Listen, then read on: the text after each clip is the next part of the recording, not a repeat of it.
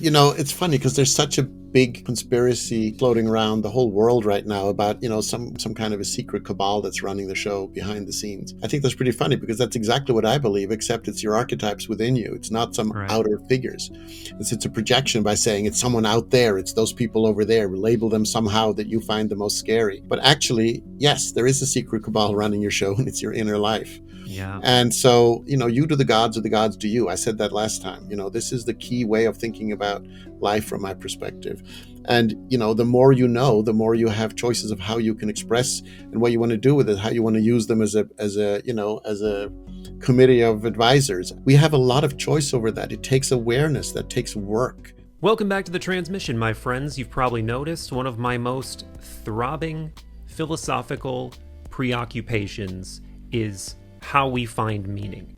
How does one decode the cipher of their soul, their purpose, when they're being pelted with mundane obligation after mundane, modern, soul-sucking obligation? Of course, philosophical mainstay of the channel, the great Carl Jung, would say that soul-sucking maze of modernity is more than it appears. That if we can get through the egotistical, materialistic outer layers, at the center of it all, we will find purpose. We will find soul.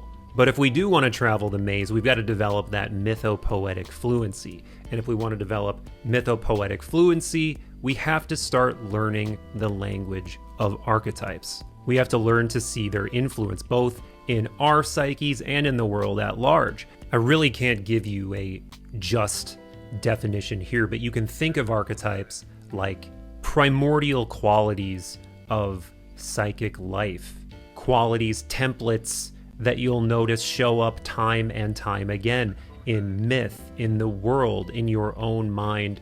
If this is all sounding like gibberish, I have a whole orienting transmission on the topic of archetypes. I will link it in the description if you want to wet your wonder whiskers a bit more. But when it comes to archetypal mythopoetic wisdom, our guest in this mind meld, Laurence Hillman, is an absolute sage.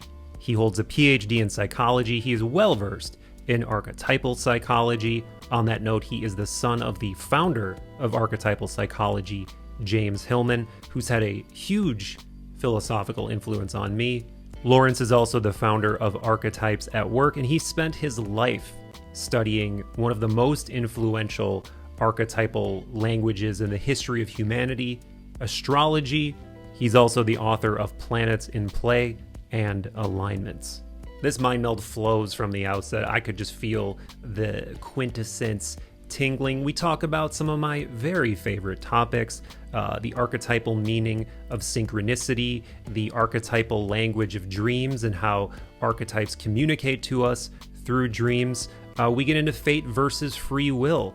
On that note, how much control do we as agents really have? Are archetypes pulling the strings of our lives? Are they pulling the strings of reality at large? All of that and so much more. All the links you're going to need for Laurence Hillman are in the description. Same for Third Eye Drops. And on the note of this media vessel, if you want to help us out, do presently like, subscribe, comment, share, tickle the algorithm in all ways. It is immensely important. And if you are digging these transmissions, I have some fantastic news. We've got over 300 audio-only episodes in our back catalog, but you can only hear those on podcast platforms, so do subscribe to Third Eye Drops wherever you listen. And would you like to go deeper? Would you like to initiate yourself into all of the mysteries I have to offer? Well, join over at patreon.com/Third Eye Drops, because we have a patron-only Discord server. We do a book club. We do monthly Zoom hangs. You can get rewards like stickers, pins, shirts, and more only at patreon.com/Third Eye Drops. I do hope to riff with you there, but without further ado, let's meld minds with the wise, wonderful Laurence Hillman. It was funny because you just mentioned that you spoke with our mutual friend Molly Adler of the Back from the Borderline podcast recently, and she asked me yesterday, what are you going to talk about with him? And I was like, I don't want to know exactly what I'm going to talk about with him. Like, I have notes, I have ideas, but there's something, and maybe it's our mutual affinity for Sir Hermes Mercury, that kind of knowing too much where you're going spoils the potential novelty. It's fun to go into the unexpected a little bit and see where our friend meets us in the conversation. Love it. So nice to be back. Thanks for having me, Michael. It was a pleasure last time. I look forward to this time. And yeah, that's the greatest way to have a conversation, is to see where it wants to go and not try to lead it. It has a Yeah. mind of its own, of course. Oh yes. Oh yes.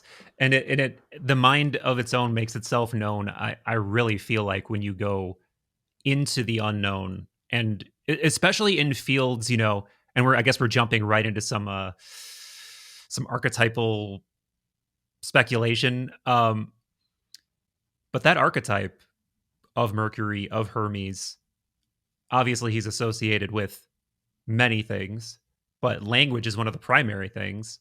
Um, and I always feel, there's been a lot written.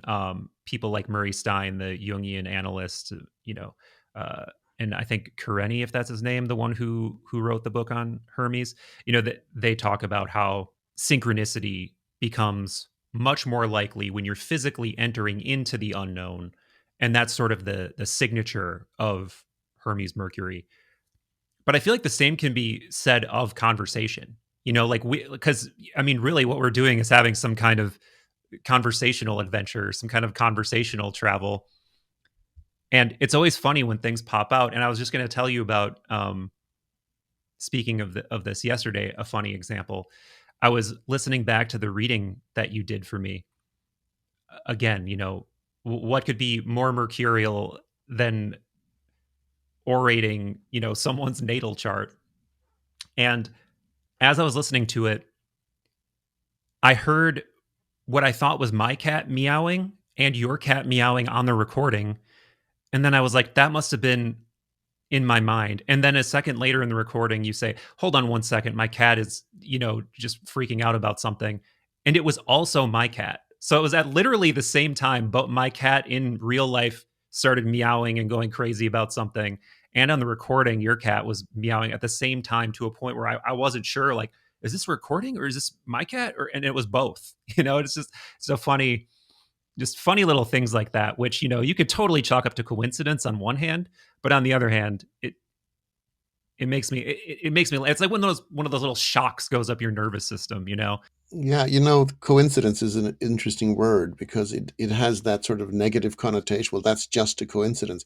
Coincidere just means two things happening at the same time. Yeah. All we're doing is that we are making meaning between the two, which makes it a synchronicity. That's the definition of synchronicity. So, for instance, if you're thinking of a friend you haven't talked to for 20 years, and suddenly, she pops up in your mind, and 10 minutes later the phone rings and it's her. That's a synchronicity. We all understand that there's some meaning there, even though we Yeah. cannot literally link the two together, with some kind of biomechanical way that we can logically measure.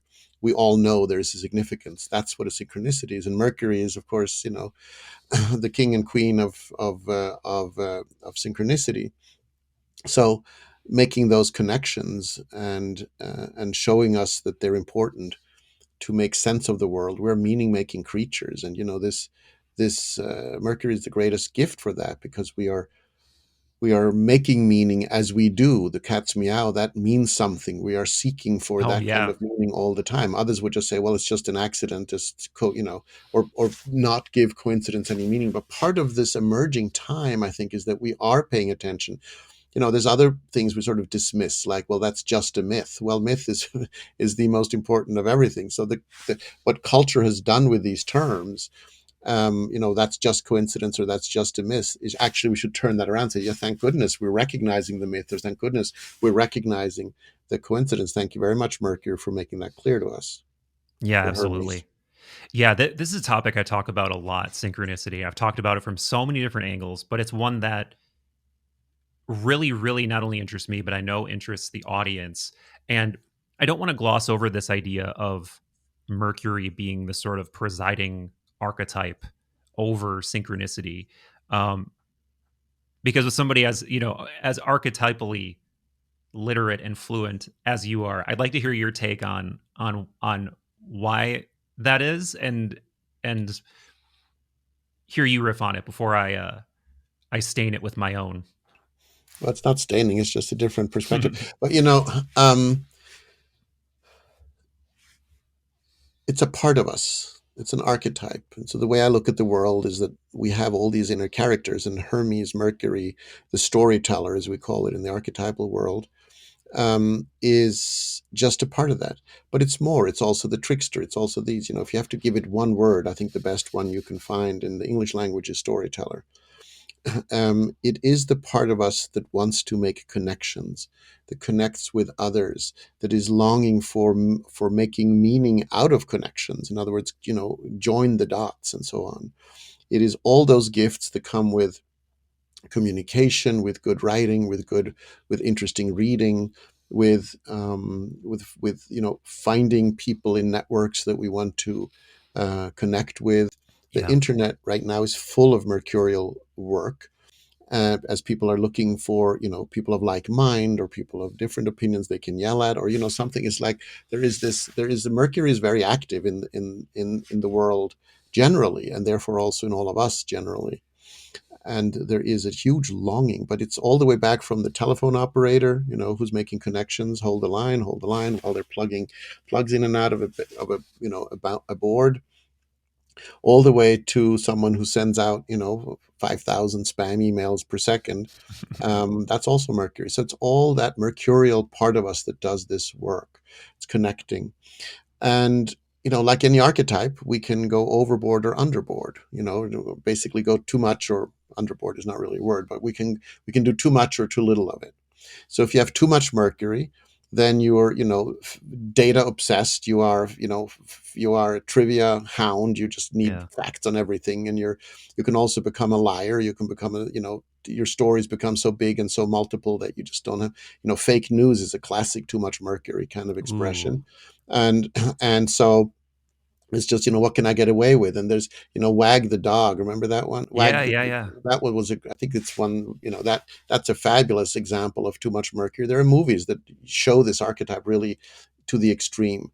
When you have too little Mercury, when you're not comfortable with your Mercury, you don't know how to tell, then nobody understands you. You feel misunderstood. You feel like you're not heard. You feel like, it's sort of like the classic, young people go, wait, what? That kind of a thing. That's not enough Mercury.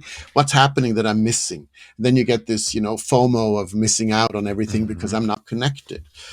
So we have to find that Goldilocks zone, like with any archetype, where we get the benefits and the joys and the importance of the storyteller slash Mercury Hermes, but we don't overdo it or not have enough access to it, and that's consciousness. Yeah, that for people that don't know that Wag the dog reference, that's like a I don't think I ever saw the movie, but it's something to the it's sort of like a false flag, like fake war, right? And the media's like showing this fake war to sort of I don't know, is it catalyze is it for like political reasons or It's a propaganda political, reasons? yeah. The way I Yeah, remember it, it's been a long time. It's been out a long time, but anyway, it's a movie, and it has to do with it's an early form of fake news, right. and so it's and that of course false flags and misleading the enemy in wars, and setting up that we're all marching here. I mean, this classic example of what of what we did, to for the invasion in Normandy, with the Right. saying, oh, we're all going over here. Well, actually, we're going over there, and that's kind of, so that's also Mercury's that Oh yeah. herald. Think of him as a sculptor when you see him all over the world in different figures, in different embodiments, in the classic Western way. And by the way, in other cultures, this is not just a Western idea. In the Norse culture, it's Loki. In Hmm. I forget what the figure is in Hindu culture, but these archetypes Yeah. exist in all cultures. And so, but in our, they have slight variations, but again, you recognize the archetypal core. But the I forgot where I was going now. I just had a Mercury just disappeared.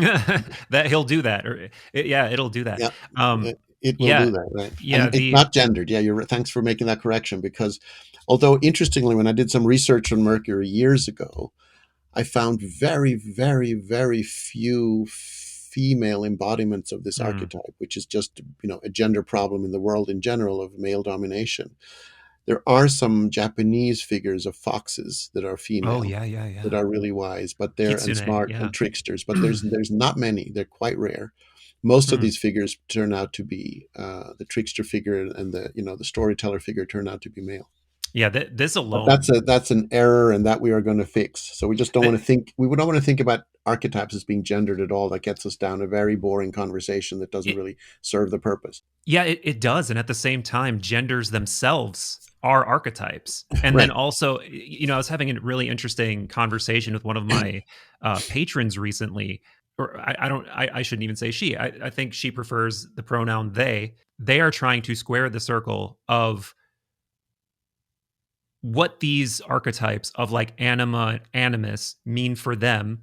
And is this just a remnant of a time where these ideas were not constellating as much, so they weren't thinking about them? Or is it some sort of bigotry or bias on Jung's part? And I think this topic's gonna lead us out of this part of the conversation, so I'm reluctant to go here right now because there's so much more I want to say about Mercury Hermes. But I'm gonna spin it back into that and say that my answer was kind of a yes and. It's like, yes, animus is an archetype. Yes, anima is an archetype. Yes, the fact that all of these gender issues are constellating right now in the zeitgeist is probably evidence of archetypal activity. And I could, make some guesses about what it is. You and I talked about the transition into the Aquarian and the shedding of categories last time. But at the same time, it's like we little, apes with but a shard of the rational divine only get to see a little tiny bit, and we're left receiving it and making sense of it over the course of a long period of time. um but before we completely get out of this, one of the things that whenever I try to boil these archetypes down to the most simple essence, to me, it seems like this Hermes Mercury archetype is the connector, or the revealer. It's whether we're talking about language, or we're talking about Hermes as the psychopomp, or presiding over travel, or all of these things. It's that archetype of going from one boundary to another boundary. And when you boil it down like that, it makes all the sense in the world why synchronicity is presided over by this archetype, because it's that boundary between psyche and physical that we ourselves cannot penetrate directly. Like, we wish we could. Like, I wish I could just think, uh you know make something appear, and it does. And this has become like the one of the most used and abused new age myths in a pejorative sense. It's just like, manifest your reality, think it, and it's going to show up. um but that's not how it works. Yet at the same time, there does seem to be some kind of correspondence, some kind of sympathy, some sort of psycho physical barrier that can get transcended from time to time. But it's not on the account of the little I wanting it to. It's when it seems to choose. It's when all the pieces are in place somehow, and this harmony occurs, or all of the strange opaque preconditions are met, and then the rabbit gets pulled out of the hat, and it's like, haha, here you go. And that's everything. That's trickstery, that's connecting, that's again, transcending that barrier that we can't transcend directly.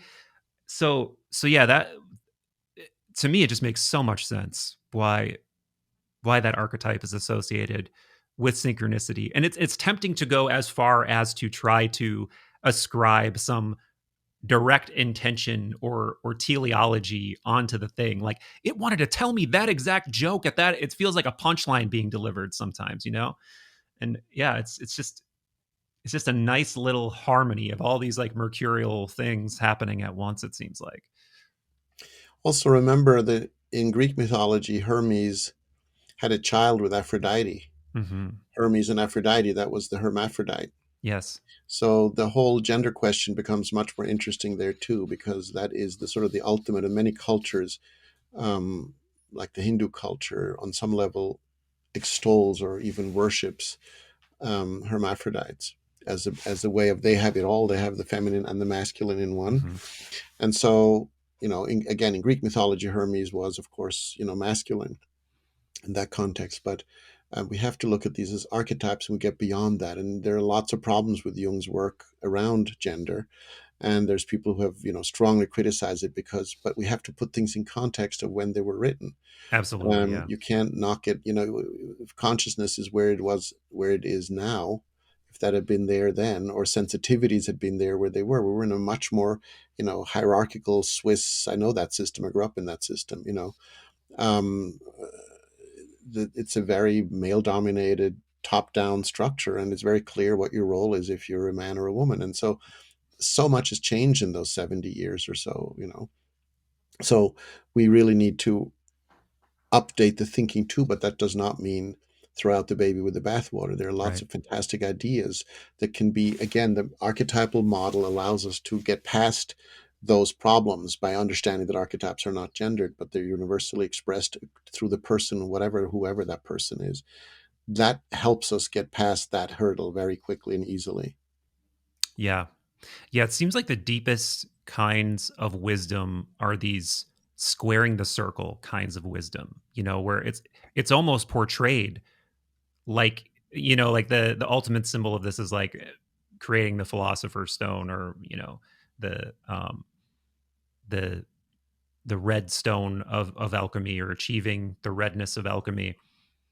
And the reason I'm going here is because it seems like, how can you have a world where these ideas are both flexible and under construction, yet there are also these immortal archetypes that are ontologically real? They're not just ideas. Like, these things exist, and we do exist in a structured, ordered reality where there really are these archetypal forces at work in a network, in some kind of way that is both influencing us, yet at the same time we have some agency. We are able to change things, and in a sense, you know, there's like such strong backlash against this tidal wave of cultural shift around things like gender, where you have these whole personalities coming out, you know, like people like Jordan Peterson, who are essentially building their whole gigantic following off the idea of, no, I'm sorry, your sensitivities don't dictate reality. We really live in a world where there are absolute values, where there are these things. And, you know, he comes down on the side of that very abrasively and very controversially. And it's like he's like a love him or hate him type figure. And I personally am turned off by both his approach, though I think he, you know, I don't think you can strawman him as an idiot, or somebody who's, you know, everyone likes to call him a pseudo intellectual. I don't think that's honest.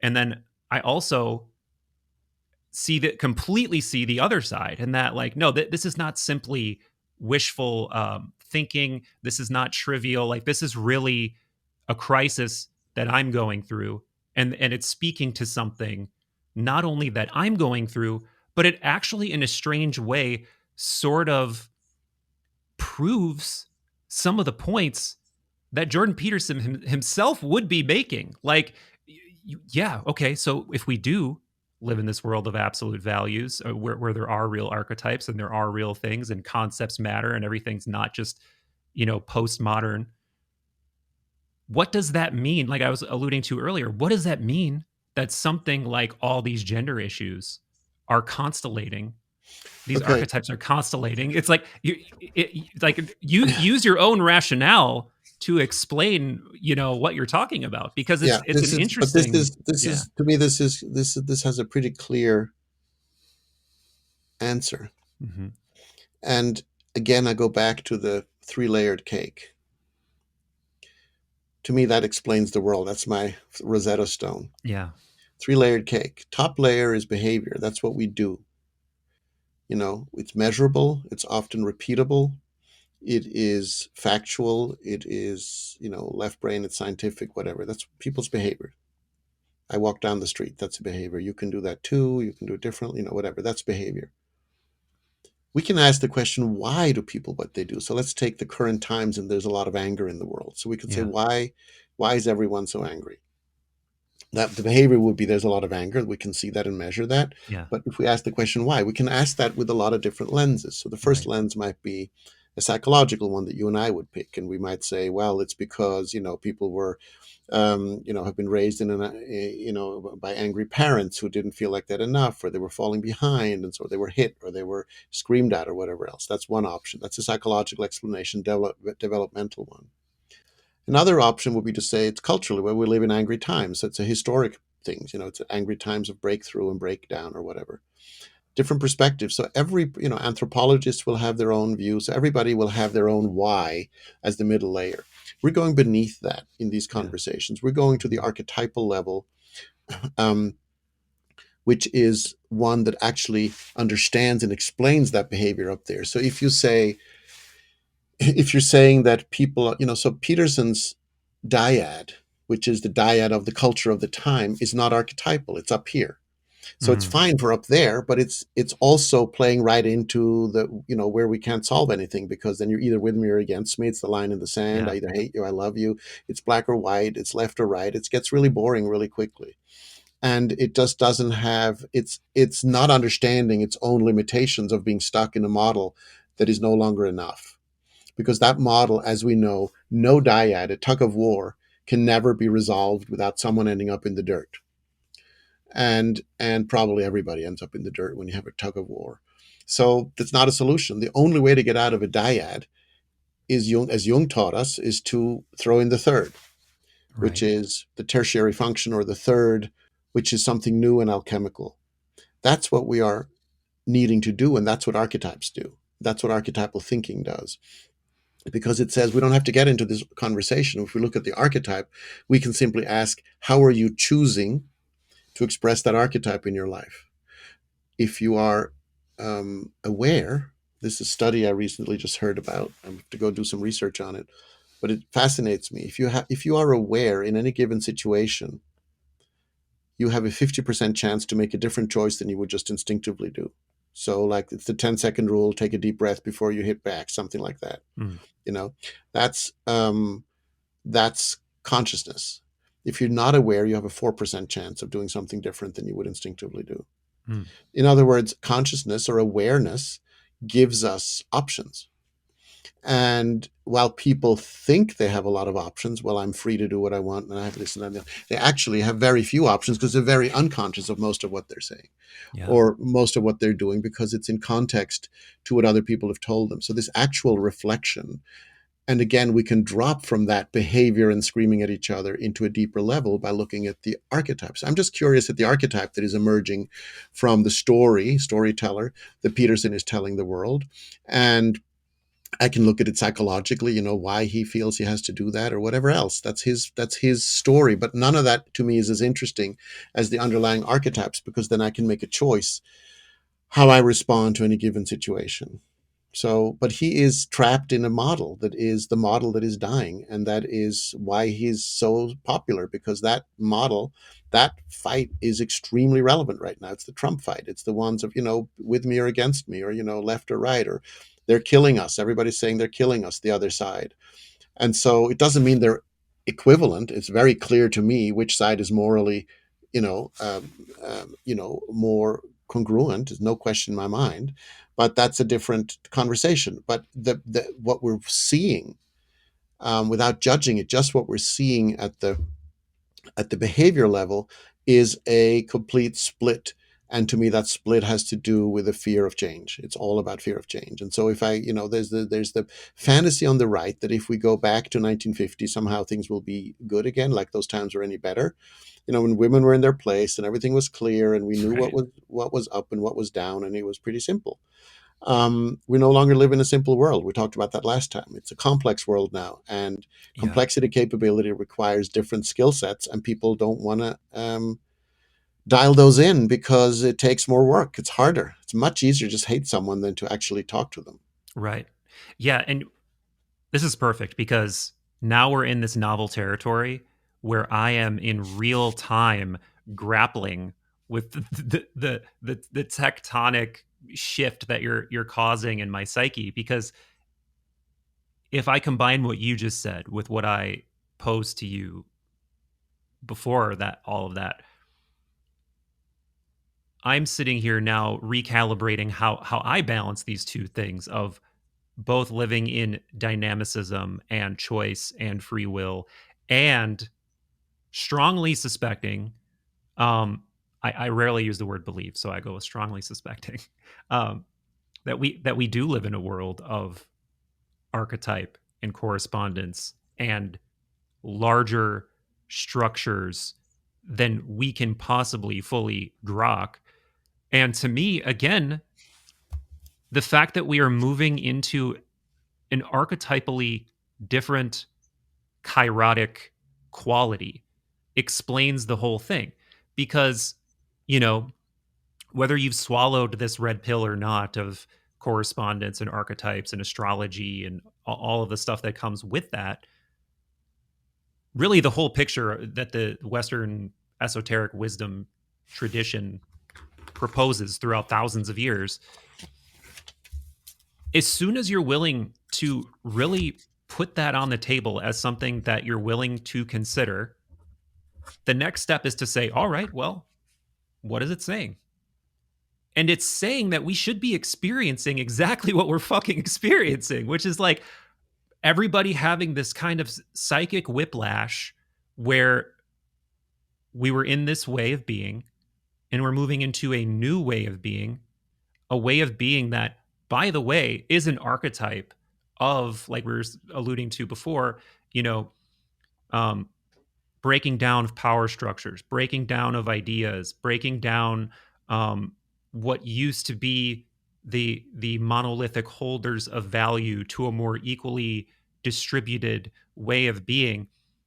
And what's so mind blowing is that can be true while also all of these bigger archetypal truths being true at the same time. And it's sort of proving itself. Yeah, no, it's funny because there's such a big conspiracy floating around the whole world right now about some what's been going on for a long, long time, some kind of a secret cabal that's running the show behind the scenes. I think that's pretty funny because that's exactly what I believe, except it's your archetypes within you. It's not some Right. outer figures. It's a projection by saying it's someone out there. It's those people over there. Label them somehow that you find the most scary. But actually, yes, there is a secret cabal running your show, and it's your inner life. Yeah. And so the less you are victim to, you to the gods or the gods to you. I said that last time. This is the key way of thinking about life from my perspective.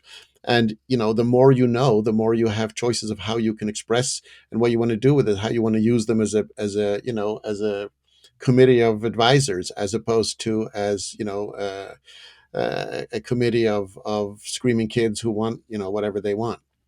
So we have a lot of choice over that. It takes awareness, that takes work.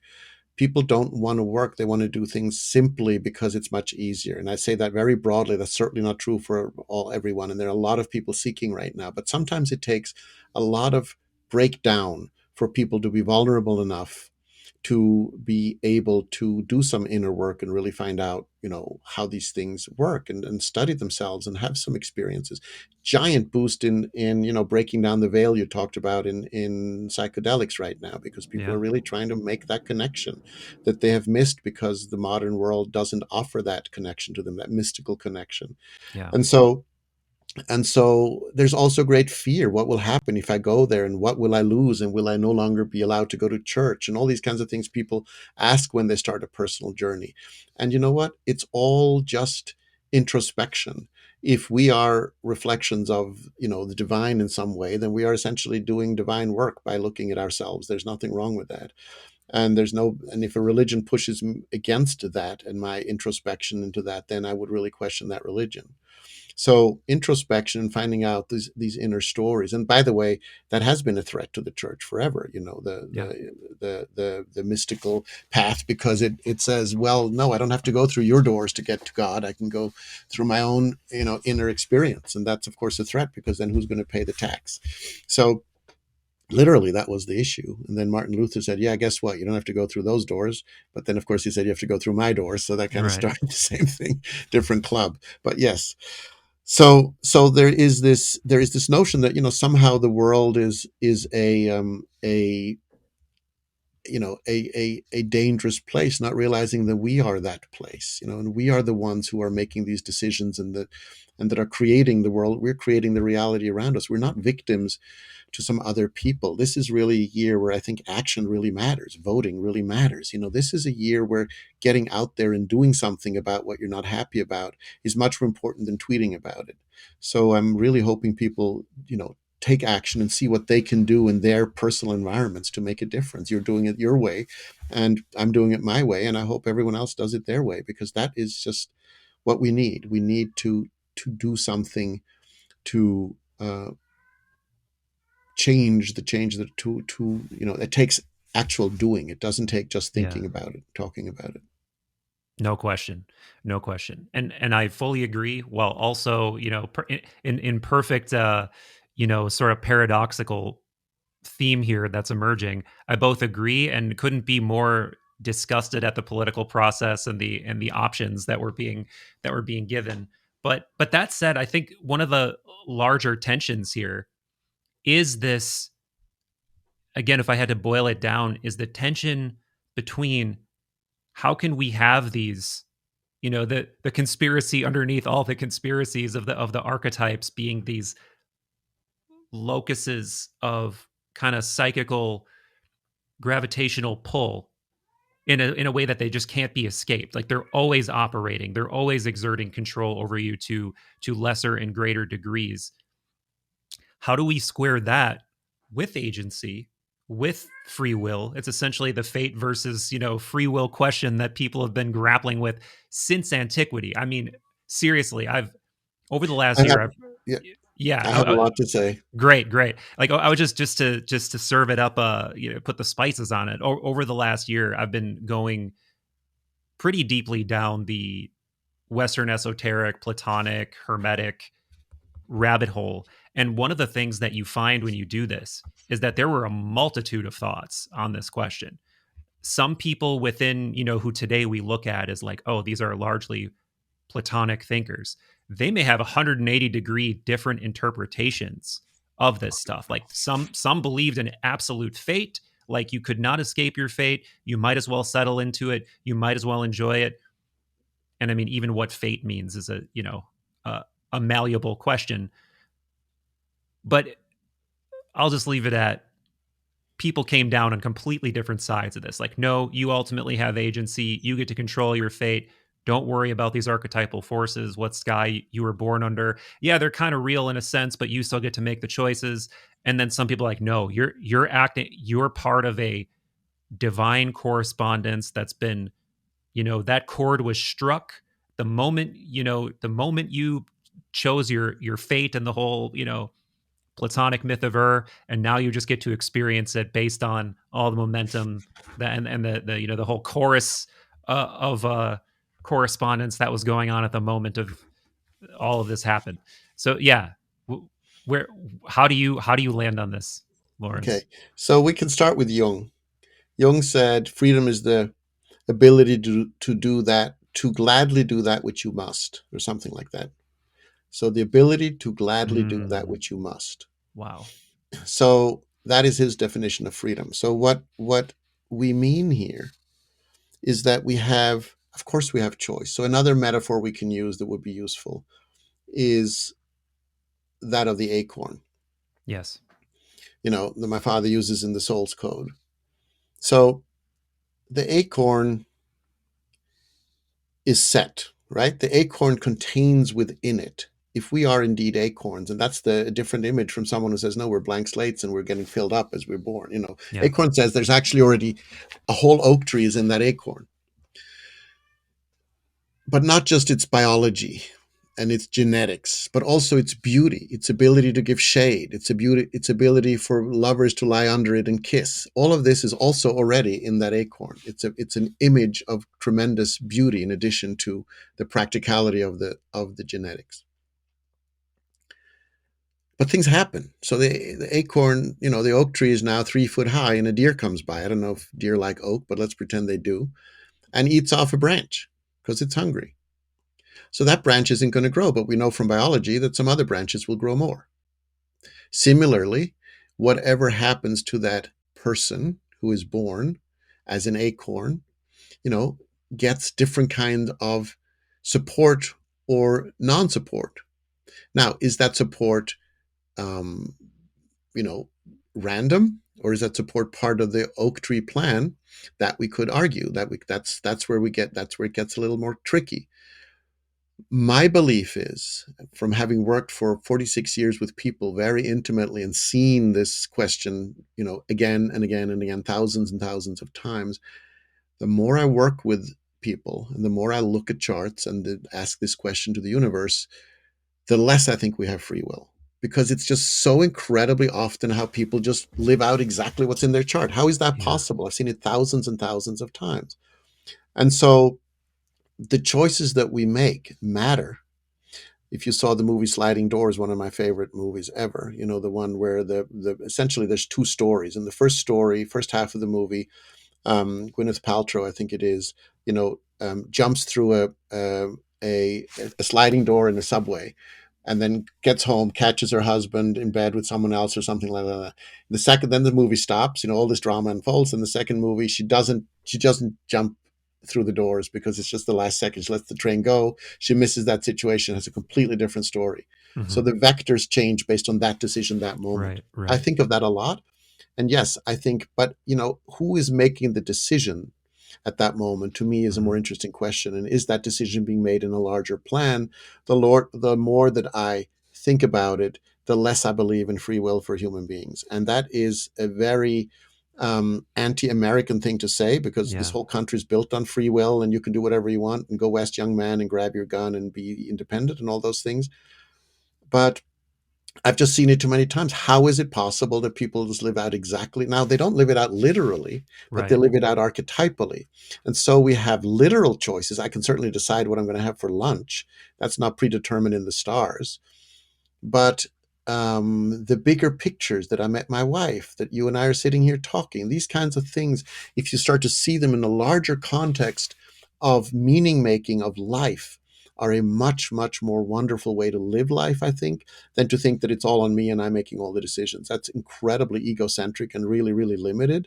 And all esoteric wisdoms that have ever come up anywhere have, negate that pretty much. The whole cultivation of ego and that it's me making my decisions and who are you to tell me what to do Hmm. Hmm. has a very short historic lifespan Yeah. and has served to do a lot of good things. Self navel gazing and self development, all those things wouldn't happen without. That's all great. But in a larger philosophical context, it is a huge illusion that we believe that we are, you know, that we are in control of all of everything that happens in our lives. That's just, anybody who thinks even a minute would agree to that. And it also takes away. We also want to be careful not to take away the blame. Like to say, well, I feel it's my fault that I did this or that, or it's that person's fault that this was. We That's not a relevant way to think either. I think that's not very useful. I spoke about this last time.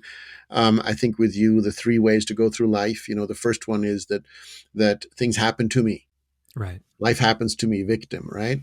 The second one is I'm in charge. That's the ego I'm talking about. Very American, again, take that. It's me, I'm in charge. That's an ego way. I'm in control of my life. I make my decisions. Nobody tells me what to do.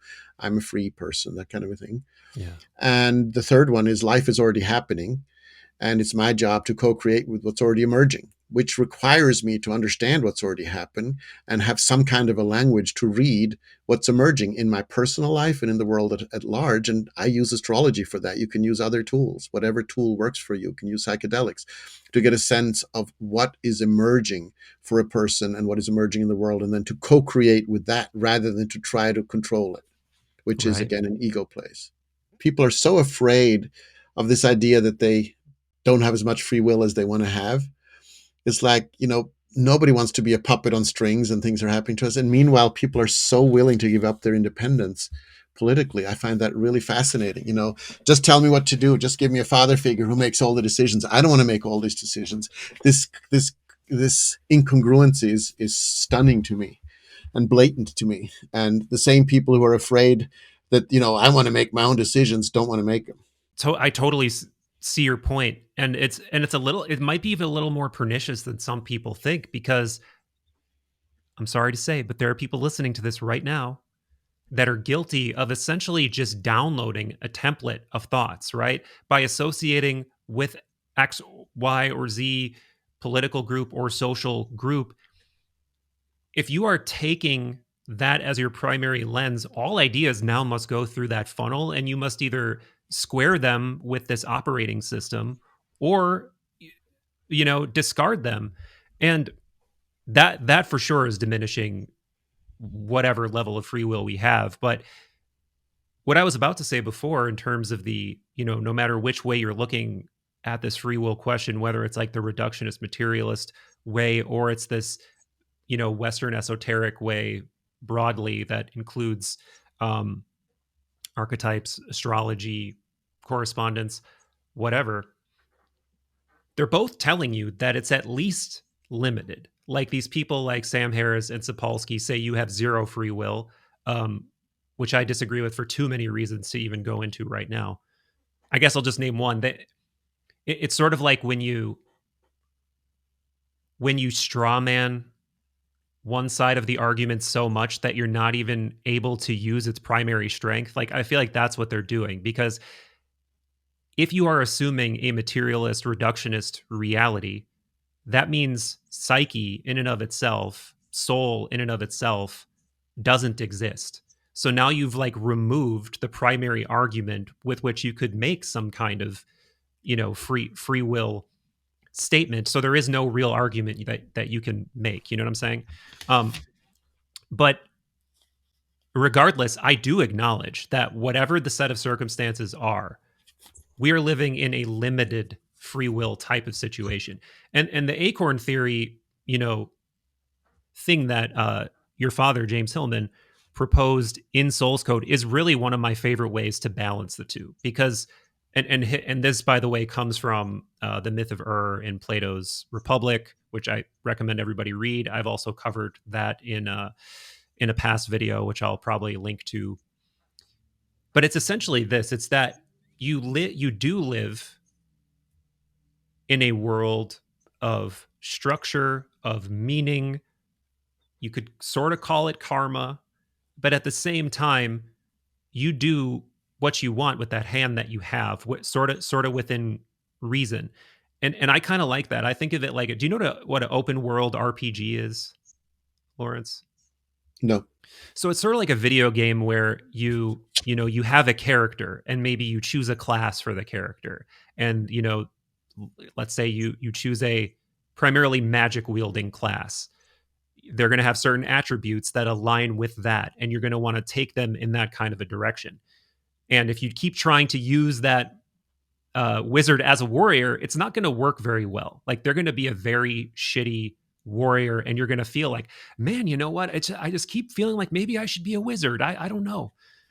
And I feel like we're in some kind of situation akin to that, where there is this unseen momentum. There is this a priori structure. It's not the tabula rasa, it's not the blank slate. You're coming into the world with this structure, and you sort of discover that structure as you go, and you have to adapt and adjust and try to fit that structure like a puzzle piece kind of where it belongs.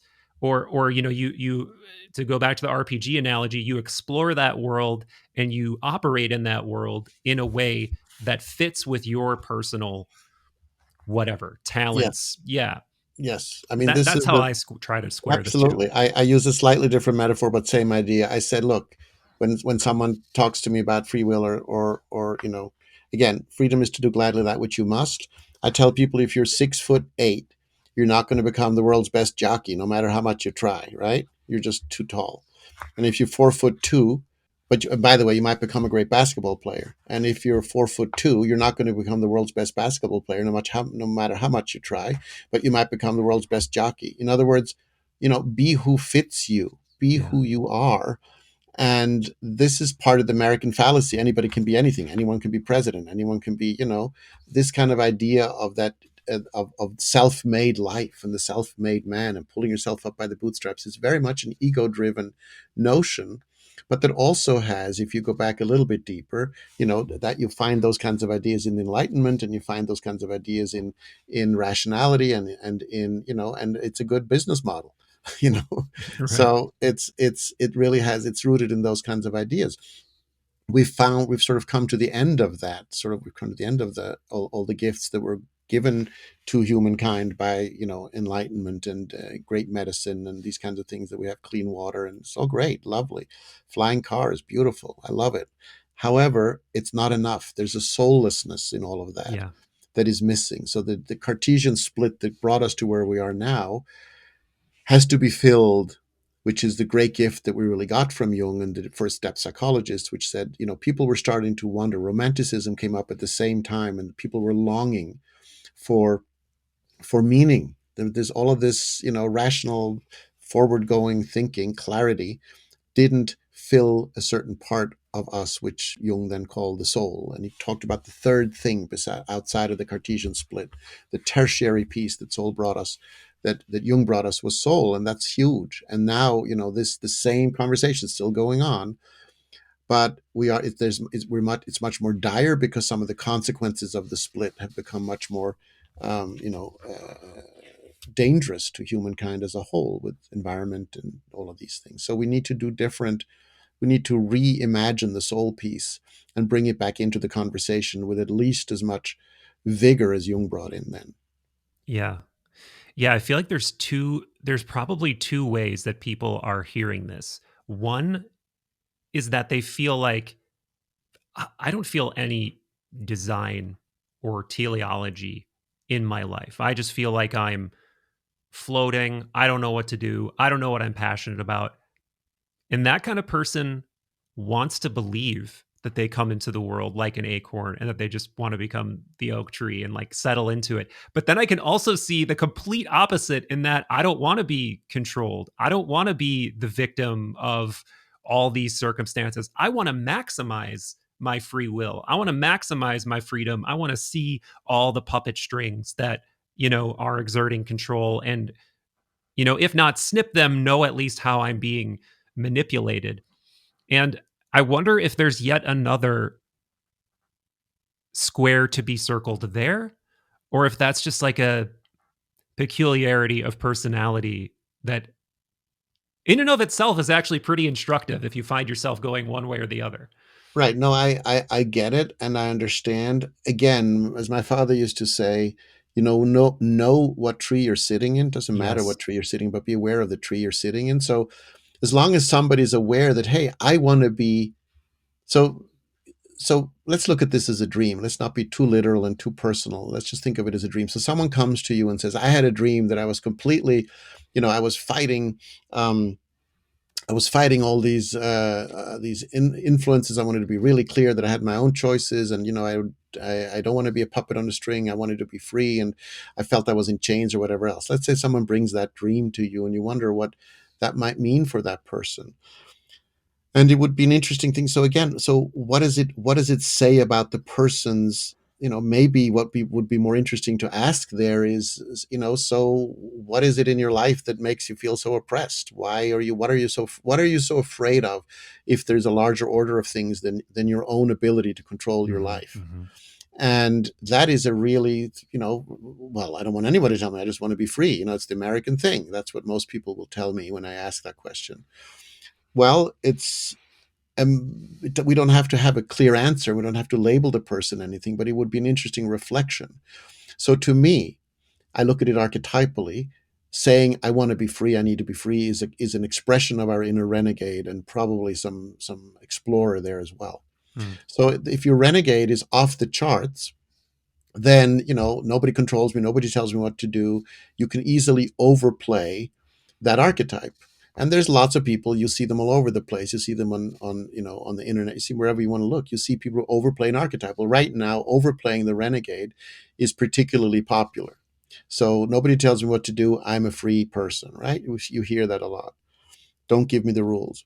So I look at it archetypal and I'm like, okay, well, guess what? With overplaying any archetype, there's also consequences. That alienates people, that makes people feel cold, that makes people feel disconnected from others. Yeah. They feel that way, but others feel that about them because they're simply overplaying that archetype. So rather than saying, where is it appropriate to break the rules? Where is it appropriate to push back? Where is it appropriate, just as a blanket statement saying, I'm not going to be controlled by anybody, isn't very useful. That's taking the archetype too far. But there is a place for the renegade in all of us. And I wish more people had more renegade in many situations where they said, Yeah. I sometimes call the renegade the third finger planet.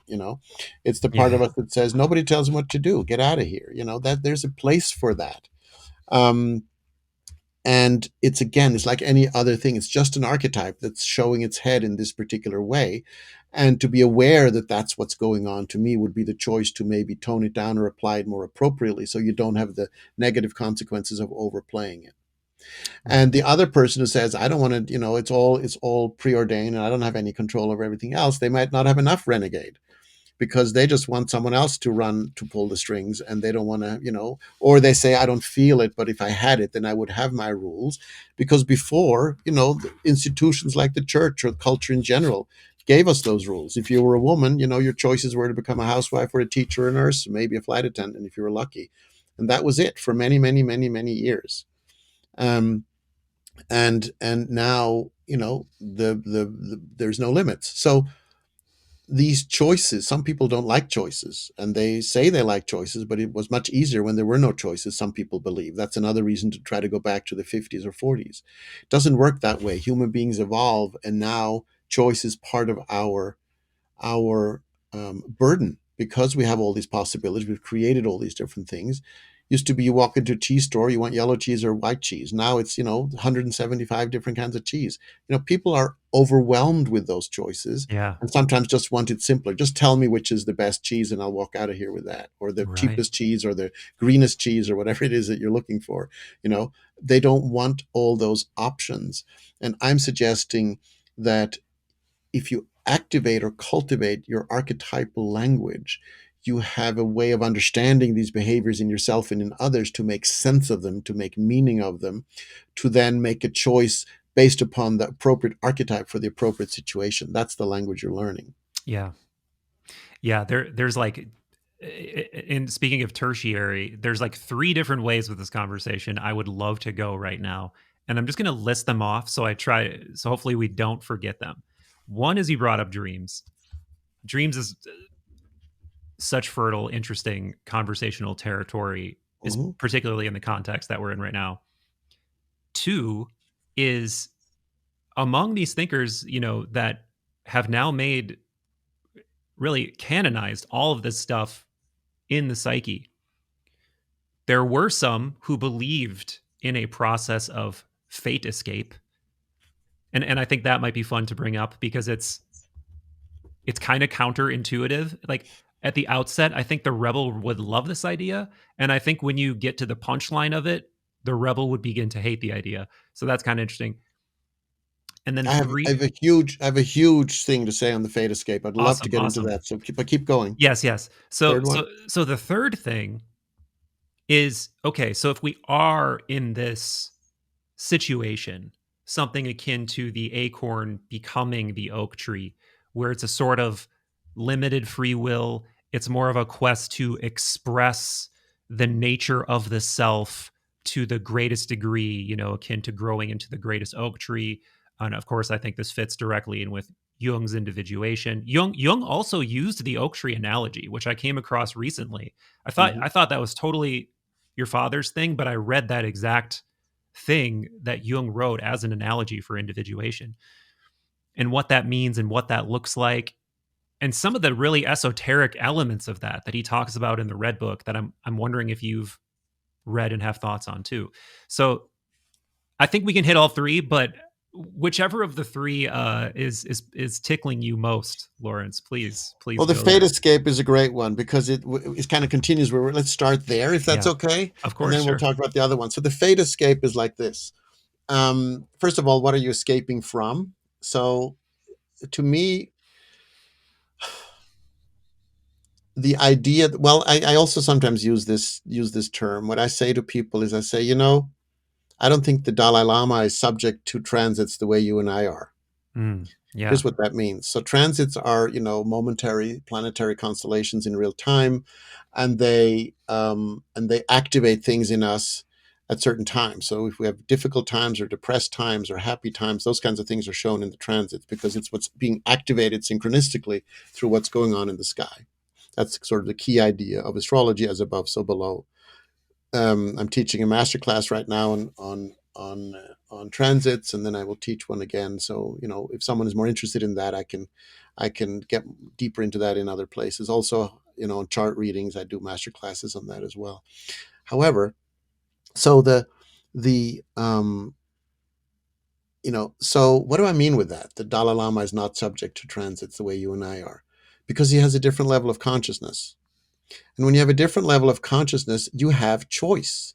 Freedom is to do that gladly, which you must. So he would make maybe much better choices about that. So if Mars needs to come into my life right now, because that's what Mars needs to do, that's an archetypal pattern that I believe I have no control over. What I have control over is how Mars needs to enter my life. Is it going to be as a car crash? That's one way Mars can enter my life. Or is it going to be that I start working out at the gym? It's the same archetype. yeah, It's me yeah, accepting that Mars wants to come into my life. That to me, I think, is inescapable. What is very escapable is the most lowest common denominators of these things, because you can think of it this way. So let's say Mars decides it's time to come into your life. This is how I think about life, because that's what a transit would show you. Okay, it's Mars time, right? So you're in your house, you're vacuuming, you've got your earbuds in, and you're bebopping around the house with your vacuum. Mars comes to the door is quite politely, it has a feather, knocks on the door with your feather. You can't hear that. You're in there doing your thing. Then Mars says, okay, so Mars knocks on the door. You still can't hear that. Mars pounds on the door. You still can't hear that. Finally, Mars just breaks down the door because Mars will enter your life. So your choice would be to be aware of this, to open the door for Mars, sit down with Mars, do something with Mars, go for a walk yeah, with Mars, go for a run with Mars, whatever you want to do, spar with Mars, something fun. But that's your choice. Mars will enter your life. There's no escaping from that. I'm 100% sure. But there are millions of ways to us, because, and I say the 100% because I've seen it too many times where I tell person, you know, again and again and again. I asked them about, what happened around this date, something like this, happen in your life. But I wouldn't say, did you have an accident or did Mars enter your door? I would ask what happened. And then I can see the translation that this is actually a Mars event. So they might say, well, actually, I had an accident, or I cut myself shaving, or, I remember something happened, or I started a workout, I ran a marathon. Those are all Mars events. The translation process is what astrology does. That's all. It just translates the event into a language. And then you say, okay, so that's Mars. So that's how Mars showed up. Now we can work with that. We can say, was that the most beneficial way for you, or are there other ways? So there's no such thing as fate escape from the archetypes entering when they need to enter. The soul, as my father used to say, has its own timing. yeah, However, you can escape the worst possible, expressions of the archetype, which often is the least favorable one because it's the lowest common denominator. So there's a signature in a chart for someone to be an alcoholic. You can see that in the chart as a signature. Now, I never assume when I see that somebody's an alcoholic, but it's a signature that shows a lot of alcoholics because it's hmm it's also the same signature of a mystic. wow. In other words, the difference between a mystic and an alcoholic is consciousness. It's what It's they're that worshiping. longing It's to what they're transcend. worshiping. Yeah, Right. It's that longing to transcend. So I don't know if someone's a mystic or an alcoholic. Guess what? There's more alcoholics than mystics because it takes way more work to do the work. So I'm going to be interested in finding ways to help people move towards the mystic rather than the alcoholic with that same signature. That's Wow. something that they're here to learn about, is how to transcend. Are they going to do the least difficult one, the one of just getting drunk? Pretty much anyone can do that. Or are they going to actually do a soul journey and go deeper Wow. into their own psyche? This That's is choice. That's free will. That's how you can escape. That's what you can escape from. this is blowing my mind, Lawrence, because I just had a flash of insight when you were saying this. And for me, I definitely trend more toward that mystical impulse and the topics I explore and my interests and the things that animate me. But I do find myself at night sometimes when I'm just listless and I'm searching for something and I need something. I'll pour myself a drink because it's like this idea of you want some kind of novelty. You want something to enliven you. You want something to shake things up. The mystical impulse will get you there, or the alcohol will get you there. And it's kind of that Exactly. same. It's kind of that same. I've never thought about that before, but it's very interesting. It's very interesting, and not to mention they call it spirits, right? Get some spirits in you. Yeah, But yeah, right. Some people look to spirit for spirit. That was one of the lines they used for AA. yeah, there's some From it's a interesting. Jung line, which is in AA is based on Jungian psychology. So I Right. mean, Yes. Yes. Yes. Yes. Wow. even the Um. idea of higher power, if that be a religion or what or AA, is the idea that there are other forces that are bigger than us that are going on, and that is, if you don't agree with that, if you think you're the ultimate source of your own life, then I think it's an incredibly limited, Yeah. and oh my God, who wants the pressure? You're not Right. giving up anything, you are co-creating. It's a big Mm-hmm. difference. Mm-hmm. You are Yes. incredibly important that you show up in your fullest when you're co-creating. Who wants a half-assed co-creator? Nobody does. Right. Yeah. So to summarize this idea of escaping fate, it's not really a question of getting rid of the puppet strings. It's a question of seeing them, seeing what they evoke in you, and understanding how to work with those energies in a healthier way so that it's something more akin to a pleasant song being plucked on said strings than just a chaotic unself-aware, like just responding to these what feel like impulses from I don't know where, but I feel an impulse to do this now, so I just do it. And in that you do gain some level of free will, right? The other way to look at this fate escape idea, and this is what I meant by it might be appealing to the renegade at first, but ultimately it's not going to be, is essentially this. If you take fate as something that is imposed upon your the purity of your soul, right? Like um, the ancients used to talk about this idea of astral accretions. Like as you know, as you are born, you immediately take on these impressions, and today we call this astrology commonly. So you want to escape your fate. What does that look like? It looks like trying to undo those things. What does it look like to undo those things? It looks like losing your individuality. It looks like trying to take the decoration. It's like the difference between decorations or stains on your soul. Like you get to choose, are these stains or are they decorations? Either way, you have to somehow try petitioning to a higher power to help you be more like it so that you can be less of an individual and try to disappear back into unitive, unblemished consciousness. And that is not giving you more freedom. That's actually making you bow your head more deeply than you ever thought possible and trying to completely abolish like your quote unquote lower nature so that you can only serve, so that you can only be more like divine unity expressing itself or something like that.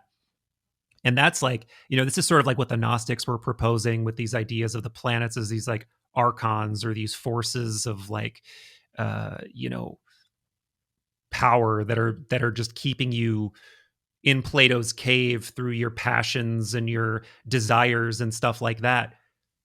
So it's you pick, you can either become the oak tree and look at these as decorations, as something that is given to you, bequeathed to you, challenges, strengths, whatever, or you can look at it like, no, these are uh, evil demons that are holding me here in my lower nature. And I know which one I'd rather pick. I know which one I'd rather pick. But yeah. Yeah, and there's probably people are gonna. I think people who are afraid of astrology are afraid that um, they they might misconstrue the notion of what it means to make a choice. Mm, And simple important issue for a lot of people, my partner, right, my mate. So am I choosing my mate? And meanwhile, half the world is running around saying, I just want to meet my soulmate who is already there. It's like I just have to find him or her or it or them.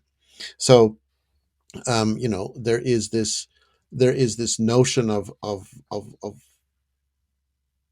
there is already a plan, right? There is already a person out there for me. So that's kind of a romanticized notion. Rational people who say, no, absolutely not. It's just brain chemistry and so forth. So it's also a choice to me that we can consciously make of how do we want to live? Do I want to say love is just a matter of neurons firing in my brain, or is it something more mystical and esoteric and beautiful? That's a choice. To yeah. me, if you have a left brain approach to love, a term that we come across a lot in business is trust. You can't measure trust. What makes trust? You can Yeah. list off a bunch of things that you think make somebody trustworthy, but that's a thing that you feel in your heart somehow. And I trust that person. I don't trust that person. And so that kind of chemistry between people and all these things is all right brain stuff, as we talked about last time. That to me is, you could choose to eliminate all of that because it doesn't fit your worldview of, if I can't measure it, it's not real. But to me, that becomes a really, frankly, sad life because you're missing out on half of your brain. And then you have to take drugs or something, or alcohol or something else to try to access that right brain because you're so disconnected from it. Yeah. So I'm not saying you, I'm saying in general the person. No. And so Yeah. I'm wishing for people to just know that their choice to not be open to, and of course there's a lot of bad rap. It's like people say, well, what about, religion is that's all just belief and things you can't measure, and so it messes people up. Look what religion's done to the world. I get all of that. But just because, you know, um, something is being used in ways that isn't, the most appropriate, doesn't mean the thing itself is bad. So don't throw out the baby with the bathwater here. The notion that there are invisible things that are important and that are beautiful and that are meaningful and that make life worthwhile and that can actually be accessed consciously, activated, and used in a productive, useful way in your life, I think is a plus. That's not a negative. That's a plus. That gives me the freedom to choose which archetype do I want to use right now, which will be the appropriate one. Right now, if Mars is knocking on the door, stepping into my Mars will be appropriate, right? That's Yeah. a choice. I don't have that choice, and then the chances of having that car crash are much bigger. It's not a threat, it's just an observation, Yes. Yeah. because That. that's how Mars is going to show up. So these archetypes are there. The idea that we somehow can outrun them, is a joke. People have Yes. tried that for a long time, and it really hasn't worked very well. So true. Yeah. Robert Johnson has a great quote along the lines of, "If we don't go to the psyche comes to us in the form of pathology," and it's that, Exactly. right? It's like Right. if you're not listening to the archetypal needs that your psyche is communicating to you, it's going to show up in all kinds of unhealthy, unexpressed, repressed ways. Right. And I think now we have an opportunity to circle back into a couple of those other things and potentially kill two birds with one stone here. Because some people might be listening to this thinking, okay, let's say I want to do that. What do I start doing? What kinds of things should I do? And Jung, of course, would say, and anybody of his ilk would say, well, you've got to go to the places where the unconscious tries to communicate. And one of those places is dreams. Dreams speak to you in these images that are often archetypal. And the problem is, well, there's a few problems. One is it's extremely difficult to retain those images sometimes. Two, knowing what to do with those images, what they mean, how to approach them. Speaking of people in philosophical lineages having different ideas. For instance, your father's take on dreams was a bit different than Jung's. They had some overlap, but if you read something like The Dream in the Underworld, he's really trying to get you to take a completely different view on what dreams are versus what Jung says they are. These like um, compensatory images that need to be rectified in some sort of middle way between conscious and unconscious and integration, or are they really emanations from this realm of psyche, or what your father likened to the underworld, that sort of exist in and of themselves as expressions of archetypes, and they're not for you, they're not for your ego to be like, oh, this is trying to tell me that I need to go lift weights more. It's like, no, you saw something. I think he has a line like, when you see a mountain, don't ask what it means to me. Like, understand what you're seeing and appreciate it, but it's not, the mountain's not for you, and even your dreams, his point is, it might not be for you. Right. um yeah, this is I guess getting to this deeper point of, I guess, are they for us? And in some sense it also feeds into other questions that I don't think we can answer, but I would love to hear your thoughts on, like, do the archetypes want something from us? Do they need to somehow be expressed through us? Do they need some kind of catharsis through living beings, or is it just like natural downstream effects of giant natural forces that we participate in?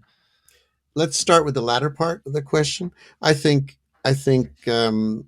archetypes absolutely want something from us.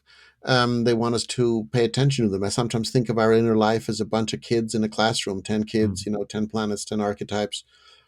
If you tell the redhead, I don't like redheads, that kid's going to go to the kitchen and break all your plates, right?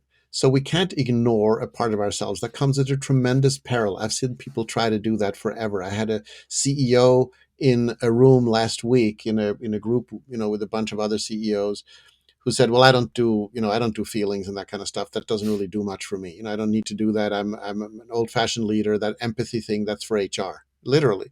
So what does that mean? Well, that means to me that there's a cost to that. There's a cost of dismissing an archetype. You can't tell Mars, I'm not going to enter. You can't tell the moon or the nurturer, I'm not going to enter. I wrote my dissertation on the nurturer or the moon in Mm. male CEOs and the problem, that they have with expressing exactly that part of themselves. So, this is a cultural problem that's there. So do I think we can dismiss a part of ourselves and then not have consequences? No. And I think what the archetypes want from us is simply that we recognize them and treat them, as they want to be treated. And they're not more powerful than us; they are us. And so, that's kind of a thing. The bigger question that you asked before about the meaning of dreams. It's a beautiful thing. Obviously, I would fall more on the side of what my father said than the compensatory idea, which is more Mm. of a Freudian idea that Jung kind of took over from Freud. That there's always something that's missing and that we're trying to fill it in. And it's the Freudian slip, caught you, gotcha. The subconscious is trying to tell you what's really going on. I love the idea of the independence of the dream. The human nature forever has been the longing. We touched on this earlier, has been the longing for signs and symbols. What does this mean? And it always has to be a personal thing. What does it mean for me? There's a famous story where my father asks 100 psych students in a room, a woman dreams of a big black snake going into a tunnel, what does Yeah. it mean? And 100 hands go up, and they all have an answer. It means this. And he listens and he listens and they give you all the classics. It's sexual, it's their mother, it's whatever, death, whatever you want to think of it. And then it ends up with, yeah, you all just killed the snake. That's what he says at the end. Yeah. In other words, the archetype that is emerging here, the image that is emerging here, is has a life of its own. This Yeah. is exactly what we do in astrology. I actually taught astrology and dreams. I've done that many times in the past. And one of my friends and students wrote a book about it, Astrology and Dreams, which is quite lovely. So Stephanie Galing is her name. So, there is of course a connection because we're accessing the how we access that inner life. We can do the most direct ways through dreams because everybody dreams every night. Not everybody remembers their dreams, but everybody dreams every night. So you have that activity in your psyche going on. And so I talk about the stage, the inner stage. Yeah. And so if those characters show up on the stage on your chart or they show up on the stage in your dreams, it's the same thing to me. It's just one is more organized and more readable than the other because it's a little bit more, there's many more steps of symbolism you have to go through to sort of understand what the dreams mean. But there is no separation of are they for us or are they not us? Because what Eastern philosophy teaches us is when you look at a mountain, and this is where my father wouldn't go, but essentially what you and I understand, which goes beyond what my father would have said. We would have said that you are the mountain, therefore the mountain is you too. You are not separate from that mountain. So it's not an object out there that you're looking at, but the mountain is in you. And so if you want to know what it means, you would go into the mountain and ask the mountain, what am I? Yeah. And Yeah. that is a way to look at dreams that is much more alive. But the way I work with dreams, when I work with people on them, I I don't tell them it means this because as soon as you give it a meaning, you kill it. It doesn't mean that we don't want messages and we don't want access to, we have these visions and people have, there's different kinds of dreams too, lucid dreams and dreams where you see the future and those kind of things. But there is most, dreams that we have most of the time to me are simply ways of understanding the play that's going on in us right now. Yeah. And so it's a reflection right back to the transits and to what's actively in us right now. And so it's a great access point that we can do every night. And there's ways and techniques to train yourself to remember your dreams and so forth. There's no such thing as, oh, I never remember my dreams. That's like saying I cannot sing or those kinds of general statements that people make that aren't true. You may Yeah. sing out of tune, you may remember differently, but I also believe that you still can sing and you can still remember your dreams, even if it's just a memory. I saw someone through a window. That's all I remember. I remember the color green. That's enough to start with. Yes. And then Yes. and practice, like it's a muscle. You can practice that muscle. And there's some tricks, like don't move around a lot. Once you move, a different part of your brain kicks in, and then you forget, or don't turn around. So what I usually do is I just type it in onto my cell phone and I just stay in the same position I was. That's always there. Or I tell, I have a code with my wife. I say dream if she starts talking before me, which is rare. I usually wake up first. But, I will say dream and then she won't talk to me until I'm done, those kinds of things. So just That's to cool. have those little rituals to remember them. But there's so much fun to go back and look at, and they are really generated out of you. That's from your most creative place, the Yeah. most truest part. And of course, if you want to talk about modern psychology, pick up a modern Psych 101 textbook, right? That's this thick, that teaches you all about psychology. There is going to be a quarter of a page. The last one I looked at had a quarter of a page in it about depth psychology and about dreams, basically saying it's a biological mishmash of neurons firing in your brain. Forget about it. So, Right. that's like taking all of that, Right.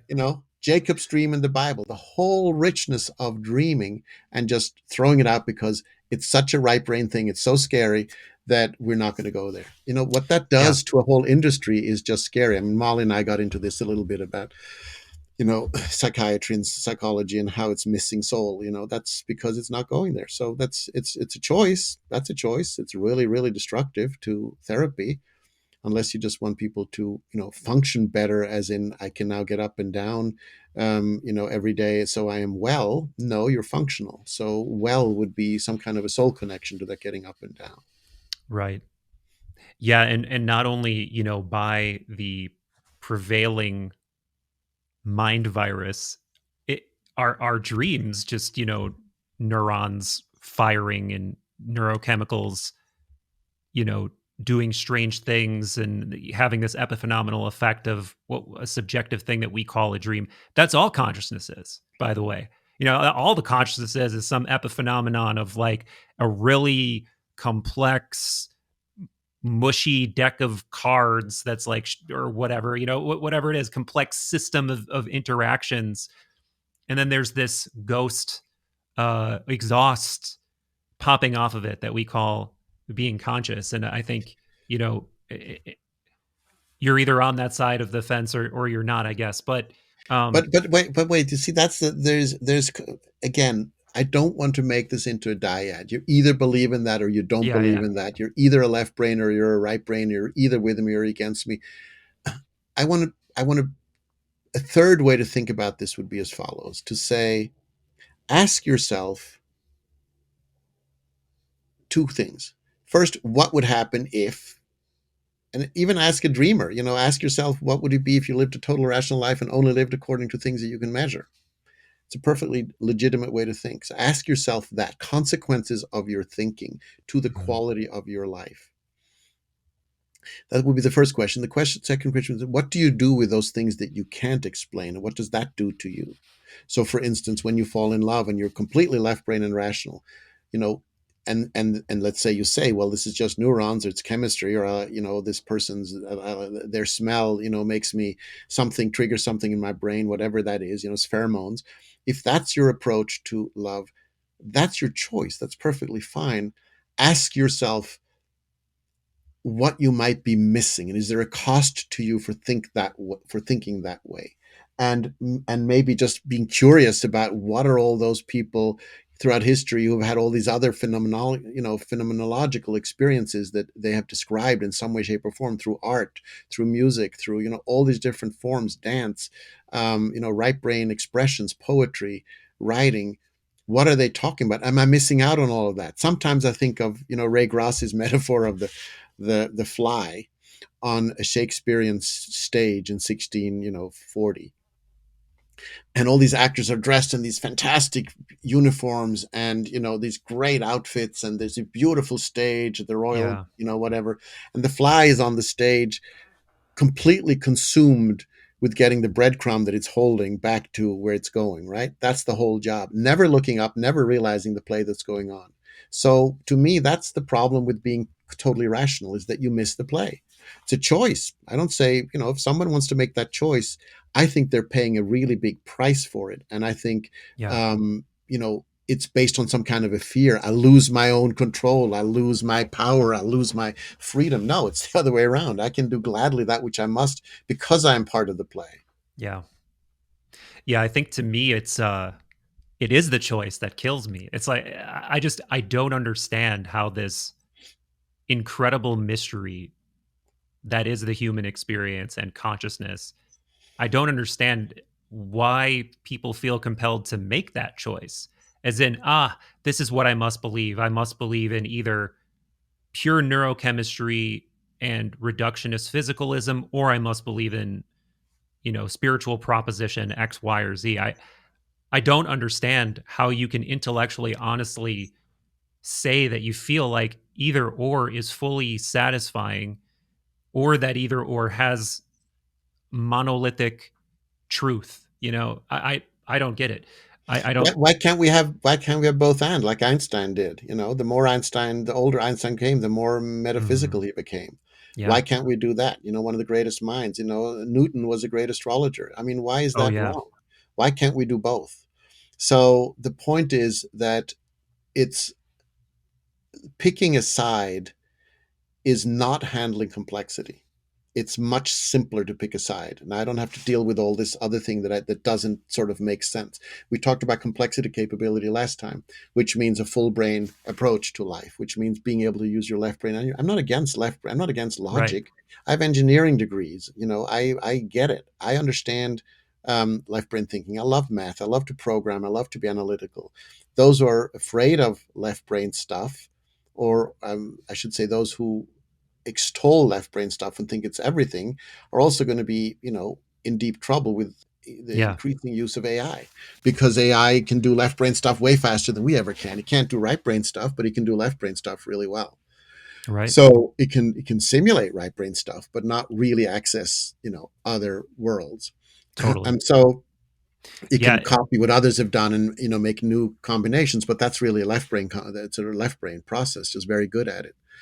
So if you're full in your left brain and you're not ready to access your right brain, you are not ready for a complex world. Complexity capability, the ability to deal with complexity, is a strictly right brain capability. You can't think your way through complexity rationally. You can only imagine your way through complexity with your imagination. Right. Right. And they really buttress one another. I mean, if you, Yeah. it's so crazy how much it seems like the Greeks had figured out in terms of their approach to knowledge, because it was almost like this crescendoing kind of knowing where, yes, of course, you must have arithmetic and mathematics and geometry. And here's how all of those things flow into what we would now call the more metaphysical, and even initiatory kinds of wisdom. It's sort of seen like this, it's sort of seen as, at least in the Platonic tradition, if you read something like Plato's Republic and he's talking about, all these things where if we take them literally, we would think that they're outlandish and terrible by today's standards. But when you took a young person who was being trained, they would go through this whole, rigorous set of education. It included everything on down from physical fitness all the way up to being ready to be a philosopher king. And you don't get to be a philosopher king if you don't have all of like all of your total humanity in every capacity in order. You have to be, you have to know math, you have to be a gymnast, you have to be a musician, you have to be an astrologer, you have to be all of these things. And that's how you get this ability to think critically. And not to mention, there was also a place for understanding that there's a special type of wisdom that's completely non-empirical, that you can only enter into in a sort of like apophatic state. And that in and of itself is like the highest, most special kind of wisdom, where you're almost brining directly in the images or the archetypes, and you're dwelling closer to this noetic realm that we have this tiny piece of, like in way up in our the highest part of our soul, the logos.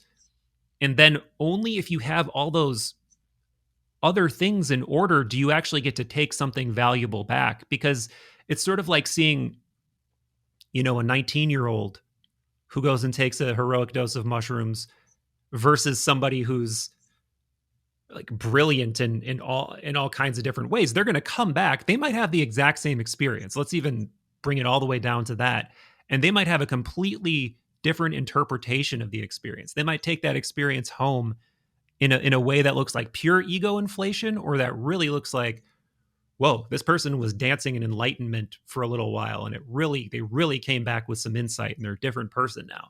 Like that's what's at stake here. If you're not trying to really acquire wisdom in all ways, um and today we see, I mean, I see a huge problem with this in like spiritual bypassing, and this kind of like new age relativity where no, everything's just everything and it's fine. And yeah, so I'm a Yeah. You're good I and I'm good. You're yeah, okay and right. I'm okay, right? Yeah, right. Right.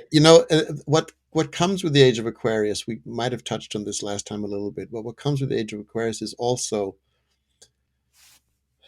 the need to balance Aquarius with Leo, which is about tribalism, amongst many other things, and our personal creativity and me and my stuff. And so I think a lot of the pushback against this collectivism and this whole, again, rising very dramatically of this cabal that's running us, and we're not free, and the whole question about freedom, and even that we're having this conversation today about what makes me free, or is there freedom, those things, is also based on a deep tribal fear that if I am part of everything, then who am I and how do I belong to a particular group? Because, how can I separate out this being part of my group, that looks like me, talks like me, and feels like me, and the fact that I'm one with everything? That is confusing and very difficult to hold. That's another complexity.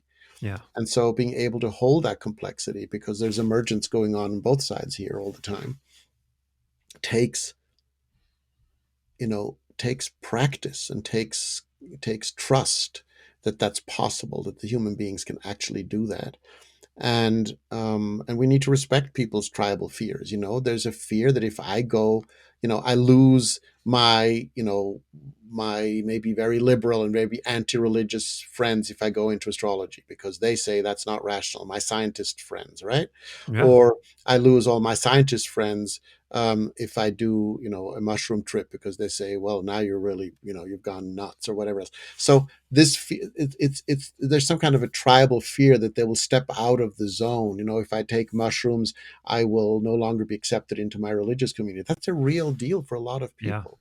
Hmm. And so we have to also know that the path to personal development is a lonely one.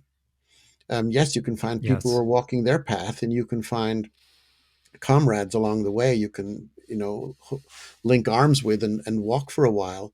But the path is a deeply personal one. We're right back to Mercury and going into the underworld of Hmm. your soul. That is Mercury's journey, as the psychopomp, as you said, brings us and accompanies us into this underworld place. That is a journey that is scary and lonely, and we don't know what we're going to find there. And so it's much easier to thump on my chest and say, you guys are all nuts, and I'm going to keep my free will. They're very free to be very unfree in my mind. Yeah. Yeah. That's something Jung would talk about a lot, is this sort of loneliness of individuation. I mean, even the name of it, right? Individuation, individual is a core part of it. But it's very different than the type of, American ego-based individuality that we talk about. There's a really good passage by Murray Stein, the Jungian analyst and author, about how individuation is not individuality in the ego serving kind of way. But my question for you when it comes to individuation and this importance of sinking into your uniqueness, and it really is akin to this idea of like going into the underworld that you described, and that's a sort of dark way to frame it for some people. But the another way to think of the underworld is just the sort of ins the sort of journey into the unseen parts of your psyche, the journey into the unconscious, the journey into the deepest reaches that you're able to probe um, through some kind of inner work, through some kind of self exploration. And my sense when I read Jung is that this actually started from an incredibly esoteric place with him, and I was going to say tried, as if it wasn't successful or something. I think it was very successful. The practical parts of this came later. This was really are you familiar with the seven sermons to the dead? And oh man, you would love this, Laurence. So Jung wrote, so after his schism with Freud, Jung, had this isolated period where, he was endo tripping like into his own psyche and conversing with archetypes, and you know about all this. But one of the things that happened is he was having paranormal experiences, basically, of hearing voices, hearing knocks at the door in the middle of the night, and these voices were coming to him as if they were prophets, and they were saying like, we come from, the quote is something like, we come from Jerusalem and we are not satisfied, or something like that, as if like we need to say something to you. And he ended up writing what is now in the Red Book, but initially he released it under the pseudonym of Basilides of Alexandria, who is this Gnostic monk, basically, who really existed. But he published this as if it was a mystical text written by Basilides. And this is where the word individuation comes from. And in the text, it's Philemon speaking to a congregation of the dead. So Philemon is like Jung's wise man archetype for people who don't know. And he's like this, he's presented as a sage, basically, who knows the sort of secrets of life and death and what the human soul is doing and what's happening. And he calls it in this the principium individuationis. And you'll love this because there's like an astrotheological thing that's being presented. And what he's saying is that if the individual does not fully become itself, work with nature into becoming itself, it will essentially dissolve back into what he calls the pleroma, which is the Greek word for this kind of sacred fullness, like the fullness, the unity of God. But if it does fulfill the principium individuationis, it becomes a star. It becomes a distant star. And this is something that I've been so fascinated with ever since I read it, like this idea of becoming a distant star. And I've since found many other parallels, and I've seen what the lineage of this idea is a little bit. Like it goes all the way back to at least Plato's Timaeus, where there's this whole part about how the demiurge created the solar system and did this sort of alchemical blending that is a human soul, and each human soul has a corresponding star. And yeah, so there's this whole really rich idea of the soul being connected to a star. And this is where individuation came from. It's not this like this practical journey of self-discovery. I mean, it is, but behind that is this much deeper myth, this like really esoteric, strange but beautiful star myth of or something. You know, that's beautiful. Thanks for that piece. I'm going to go read in my red book and find it. It's been a long time. But, you're you were talking before about young people. I want to make this a little bit more practical, who might be looking and asking and saying, um, you know, there's a huge longing right now where people are asking a very simple question. What is my place? Yeah. I don't see a place for myself in this world. I don't belong. I'm an alien. I'm different. I don't like what's going on. I don't fit in. I am alienated. As we're talking more and more about aliens, people feel Yeah. alienated. And there's also this whole idea of, it's just all a big simulation and we're machine. So this whole notion of alienation, those words, of course, are directly linked to the Aquarian age and to the Aquarian model of understanding. Aliens belong there too, and the whole notion of other galaxies, the things like that. But I want to answer that question. I want to speak to that question. What is my place is only answered with one way, and that is, as what's the poet? Forget, but a famous poet said, American poet said, be yourself. Everyone is already taken. Hmm. Hmm. Everyone else is already taken. So your place, in my mind, is to be yourself. That's the only thing that you can be. But that takes some work to find out who you are. And as long as you are comparing, you know, he's taller than me, her boobs are better than mine, those kinds of things, as long as you're looking at those kinds of things in comparison, all comparisons are odious because nobody else is you. That's the beauty. Just like a star, you are unique. However, if you don't activate that which makes you either a jockey or a basketball player or anything else for that matter, just as those are two very simple examples, there are as many versions of being human as there are human beings. And your job, your individuation journey in that sense, is to find which is yours and to be congruently that. Trying to be something else for someone else is always going to lead you to, that ladder that Joe Campbell talks about. You climb up a ladder and you realize you're climbing someone else's ladder. Oh That's yeah. really frustrating. And we could quickly, you and me, count 10 people that we know who have done that because it's incredibly common. Yeah. And then people have a wake up, they have a breakup, they have something happen, some dramatic moment in their life.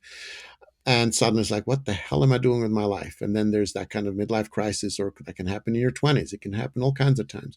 But there is that moment. And so, wouldn't it be easier and much less painful and less stressful if people actually followed the path that is them from the beginning and didn't feel like they were following someone else's path. So if you bring this together with free will, it gets a little bit more complicated because they will aren't they doing what they're supposed to do if they're not following their path? That's a Yeah. bit fatalistic to me. And I think this is exactly an example of where we have agency. Freedom is to do that to do gladly. That I guess would be more fun to do it that way, with or without the gladly. Freedom is to do that which you must. And so the question is deeper: what must you do? That's really what the Soul's Code talks about as an Yeah. essence. What do you know? The famous story of Ella Fitzgerald when she was supposed to do a tap dance performance when she was a little girl at the Apollo Theater in New York. And she, minutes before she's supposed to go up and do a tap dance performance, she says to the producers, "I'm going to sing." And like, what? You're not signed up as a singer. You're a tap dancer. Why are you singing? She says, "I must sing." She gets on the stage, and the rest is history. That's when you find out what you must do. And Yeah. yes, I am very aware that not everybody has one of those moments where it's absolutely clear what they must do. But I would ask these people, how much time are you spending reflecting on that, and how much time are you consuming things in that tell you what you must do? You must buy this product or you won't be happy. Unless you get the right color of this and go out and fight for it at Target, you're not going to be happy. So there's all these external things that tell you what you must do. And I say, how much time do people spend quietly reflecting, meditating, standing on their head, swimming, whatever they need to do to immerse themselves into their psyche, pay attention to their dreams, to find out what they must do?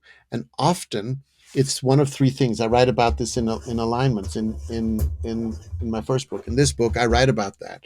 And I write, Mm. there's three ways that people can recognize what their calling is, what they must do in this life, right? What they have to be doing. It's not a job description. It's what is it that I must do? Maybe it's helping people. That's not a job description. That's a Right. way of being, whatever it is.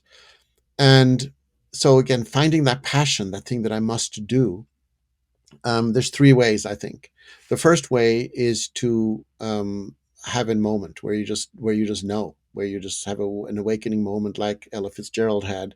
Some people are lucky to have that. A lot of people don't, and they get frustrated when they don't. Like, well, I don't have that, so how am I going to find it?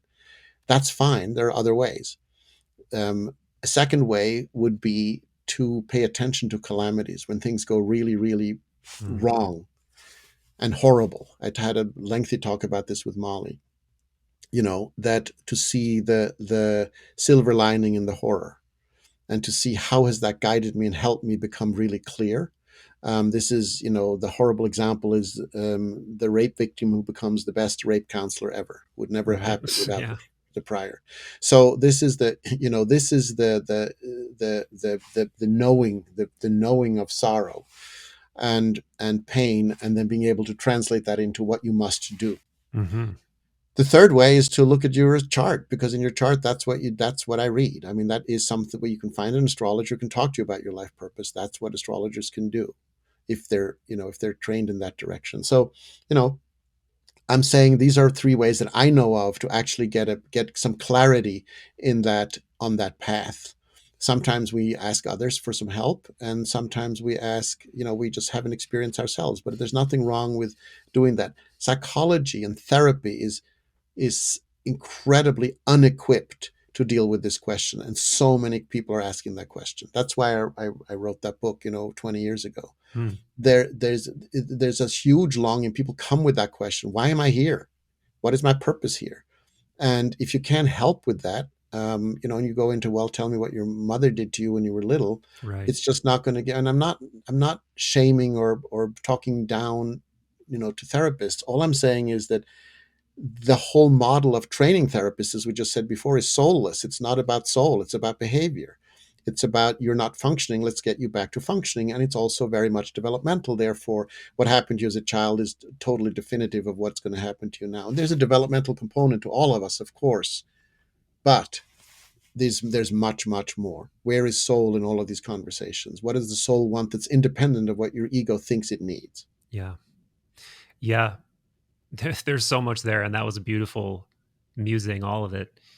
And we've talked around a lot of there's always this selling part of astrology that I feel I must do, because admittedly myself, it's like there's parts of that package. Well, it's like, Well, I'm definitely buying the lesser mystery of these archetypes seem to be part and parcel of the human psyche.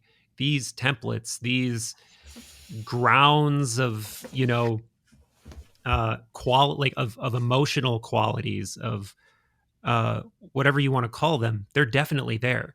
And then there's the greater mystery that some people have the harder time buying, which is, but that actually corresponds somehow to the outside world, to these forces that penetrate all of reality, not just you, but as you put it in the I think last time we talked, as in like it's this kairos clock, this clock of not chronological time but of value. And there's like this whole kairos weather system taking place that's really affecting you and the world and the psychical weather, so to speak.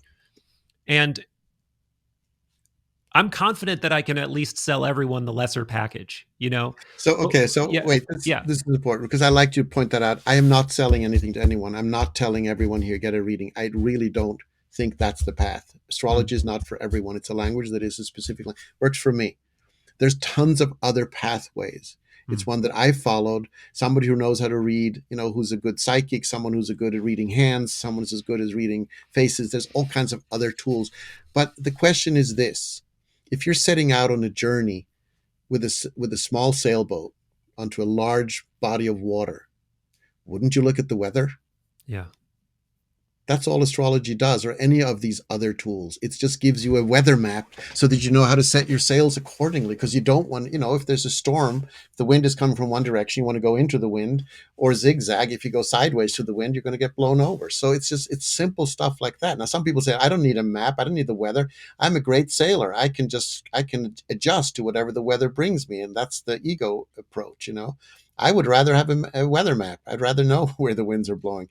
That's a choice. Some people don't want to know. They like the surprise. They don't want to know what gender their baby's going to be. They want to be surprised all the time. That's great. yeah, That's again personality. So I'm not saying this is the only way to go.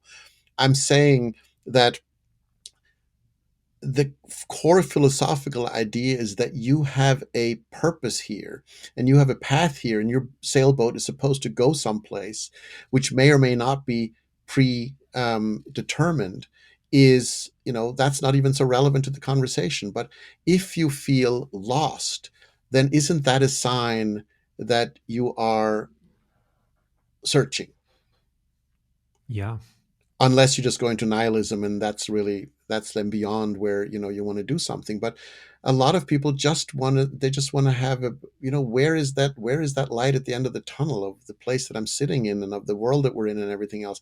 Where is hope? Where is joy? Where is love? Where is beauty? These kinds of things. And if we give up on those and just listen to the constant circular noise of destruction that's going on everywhere, then it's very easy to get depressed and we lose the whole beauty of life. And there is so much beauty there, and that's not being unrealistic.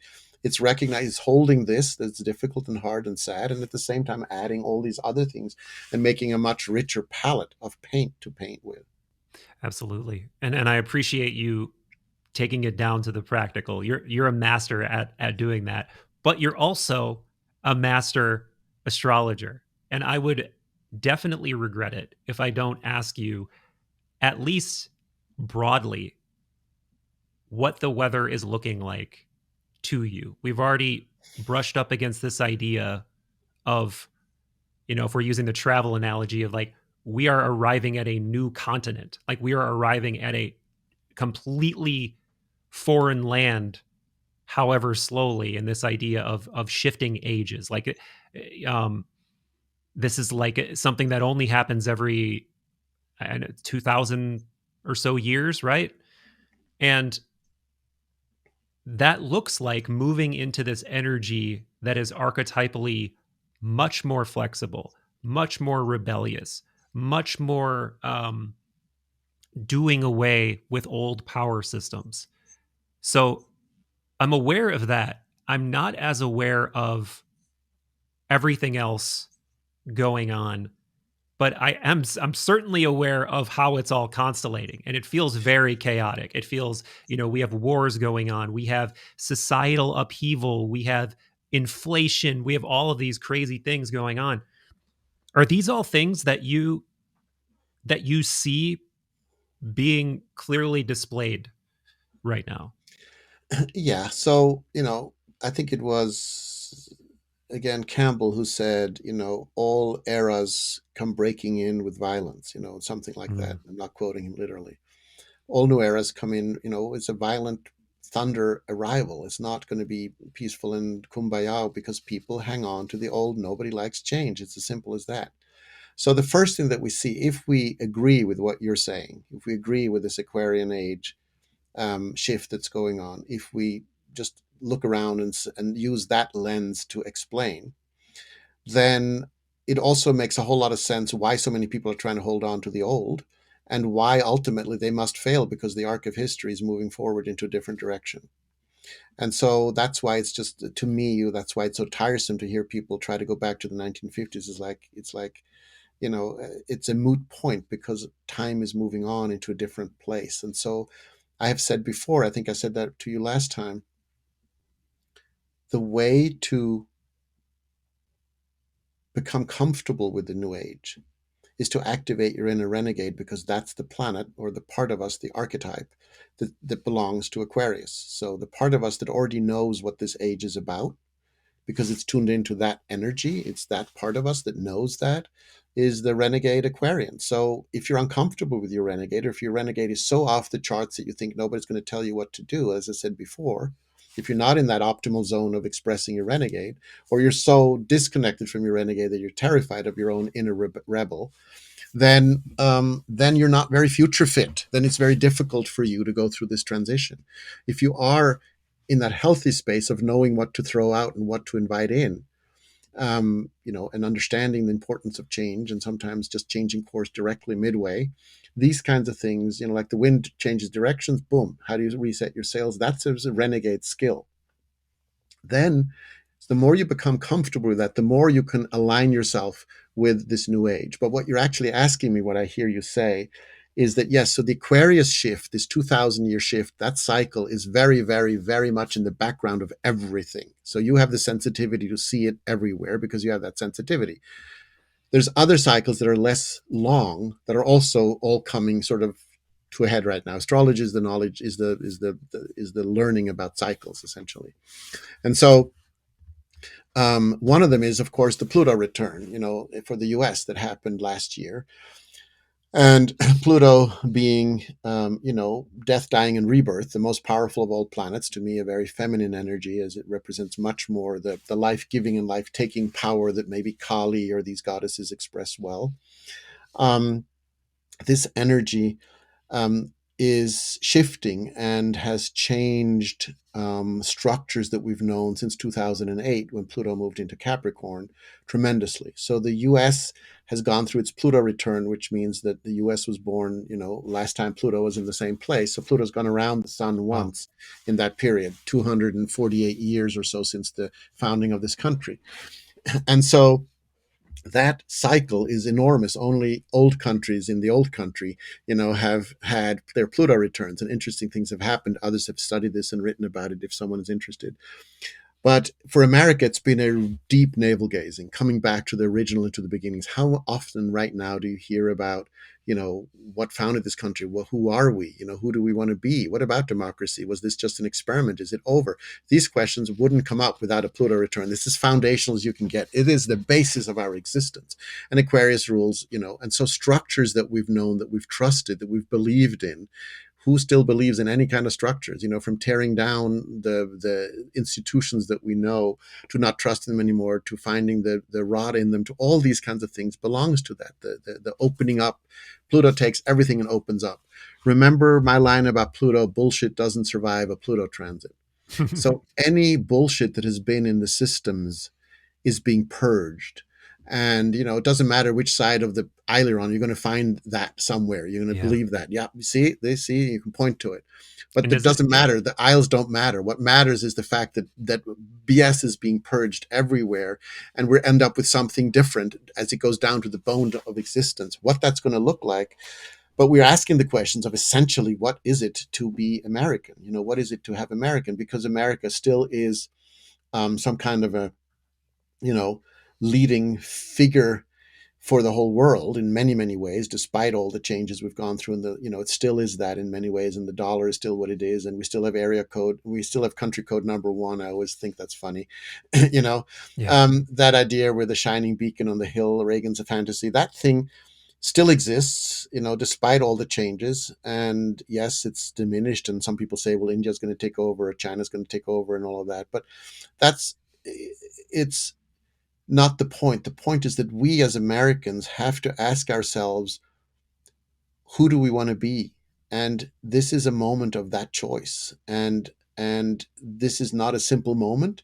It's not going to happen overnight. This is several years, maybe decades in the making, before and after, but the actual return is now over. And so there's something that has churned that is still in the process that we may not recognize for decades, but there's a major shift has happened. So that's one. There's another that's happening this year, and then Pluto actually goes into Aquarius permanently right around the 20th of, so I think 2 days from now.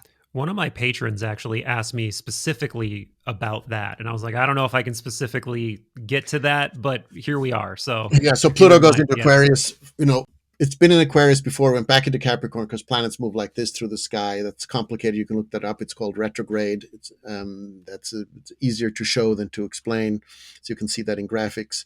And so Pluto has gone backwards and now goes forward again into Aquarius for good in a couple of days. So we're basically there. The other very important sort of weather right now is that in April, there's a very extraordinary alignment of Uranus and Pluto, those two planets in the same place in the sky in Taurus. And again, this gets very technical. There's lots written about that. I suggest someone who's interested in this to go look it up. The Uranus Jupiter alignment in the spring, but that happens about every 14 years. So you see, we've gone from a 2,000-year cycle to a Right. 248-year cycle to a 14-year cycle, and they all get more and more specific, and they're more temporary, and they're more sort of in the moment. And then, of course, each of these cycles is because we are part of the universe, and the universe is part of us. It's not happening to us. It's not energy being thrown at us. It is us in this energy. Therefore, a person will respond differently to these three cycles that I just mentioned. There's others as well, of course, but those are the three big ones I'm just going to throw up as an example. That people will have a personal response to those energies that is different. For some Mhm. people, that Uranus Jupiter alignment might be very scary, and for other people, it might be the best thing that happens since sliced bread. So that's personal. That's your personal response. Again, depending on how comfortable you are with that energy in yourself to begin with, and that's choice. To be comfortable with what's going on, to do gladly that which you must. Yeah. Well, my friend, I could talk to you about this stuff all day. I really could. But it's already been 2 hours. It was a Amazing. blindingly fast 2 hours for me. Love talking to you. Definitely would love to do this again anytime. But that said, was there anything else that you wanted to get to today, specifically Uh, before we wrap up?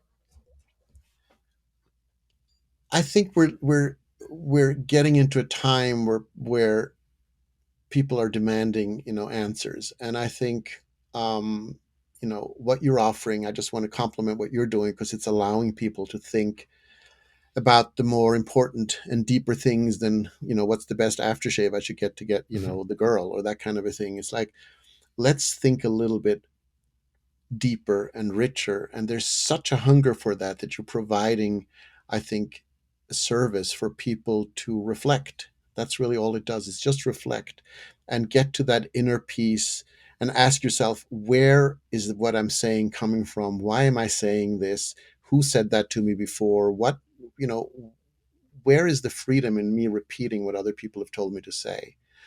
Or you know, and that takes courage for people, real courage, to say, I don't believe that. I'm going to stand up against what I have been told. That's my renegade saying, wait a minute, enough already. I really don't believe that, even though I've said it all my life. That takes courage. Those people who have suddenly switched a dramatic big belief system, who stepped out of some kind of a belief system, I find very admirable, because they've woken up in some way. And so ask yourself, are you asleep or are you awake? And if you totally agree with everything you've said and you don't think you're asleep, then more power to you. But a lot of people are waking up and realizing, you know what, that just doesn't work anymore. So kudos to you for helping people find paths to do that. There are lots of different pathways. There's a lot of opportunities today with the internet. It's anybody's possibility. And you're offering a great service to people so they can find a way to start their own journey. And because they have to become who they are, everyone else is taken. Greatly appreciate that. Greatly appreciate that.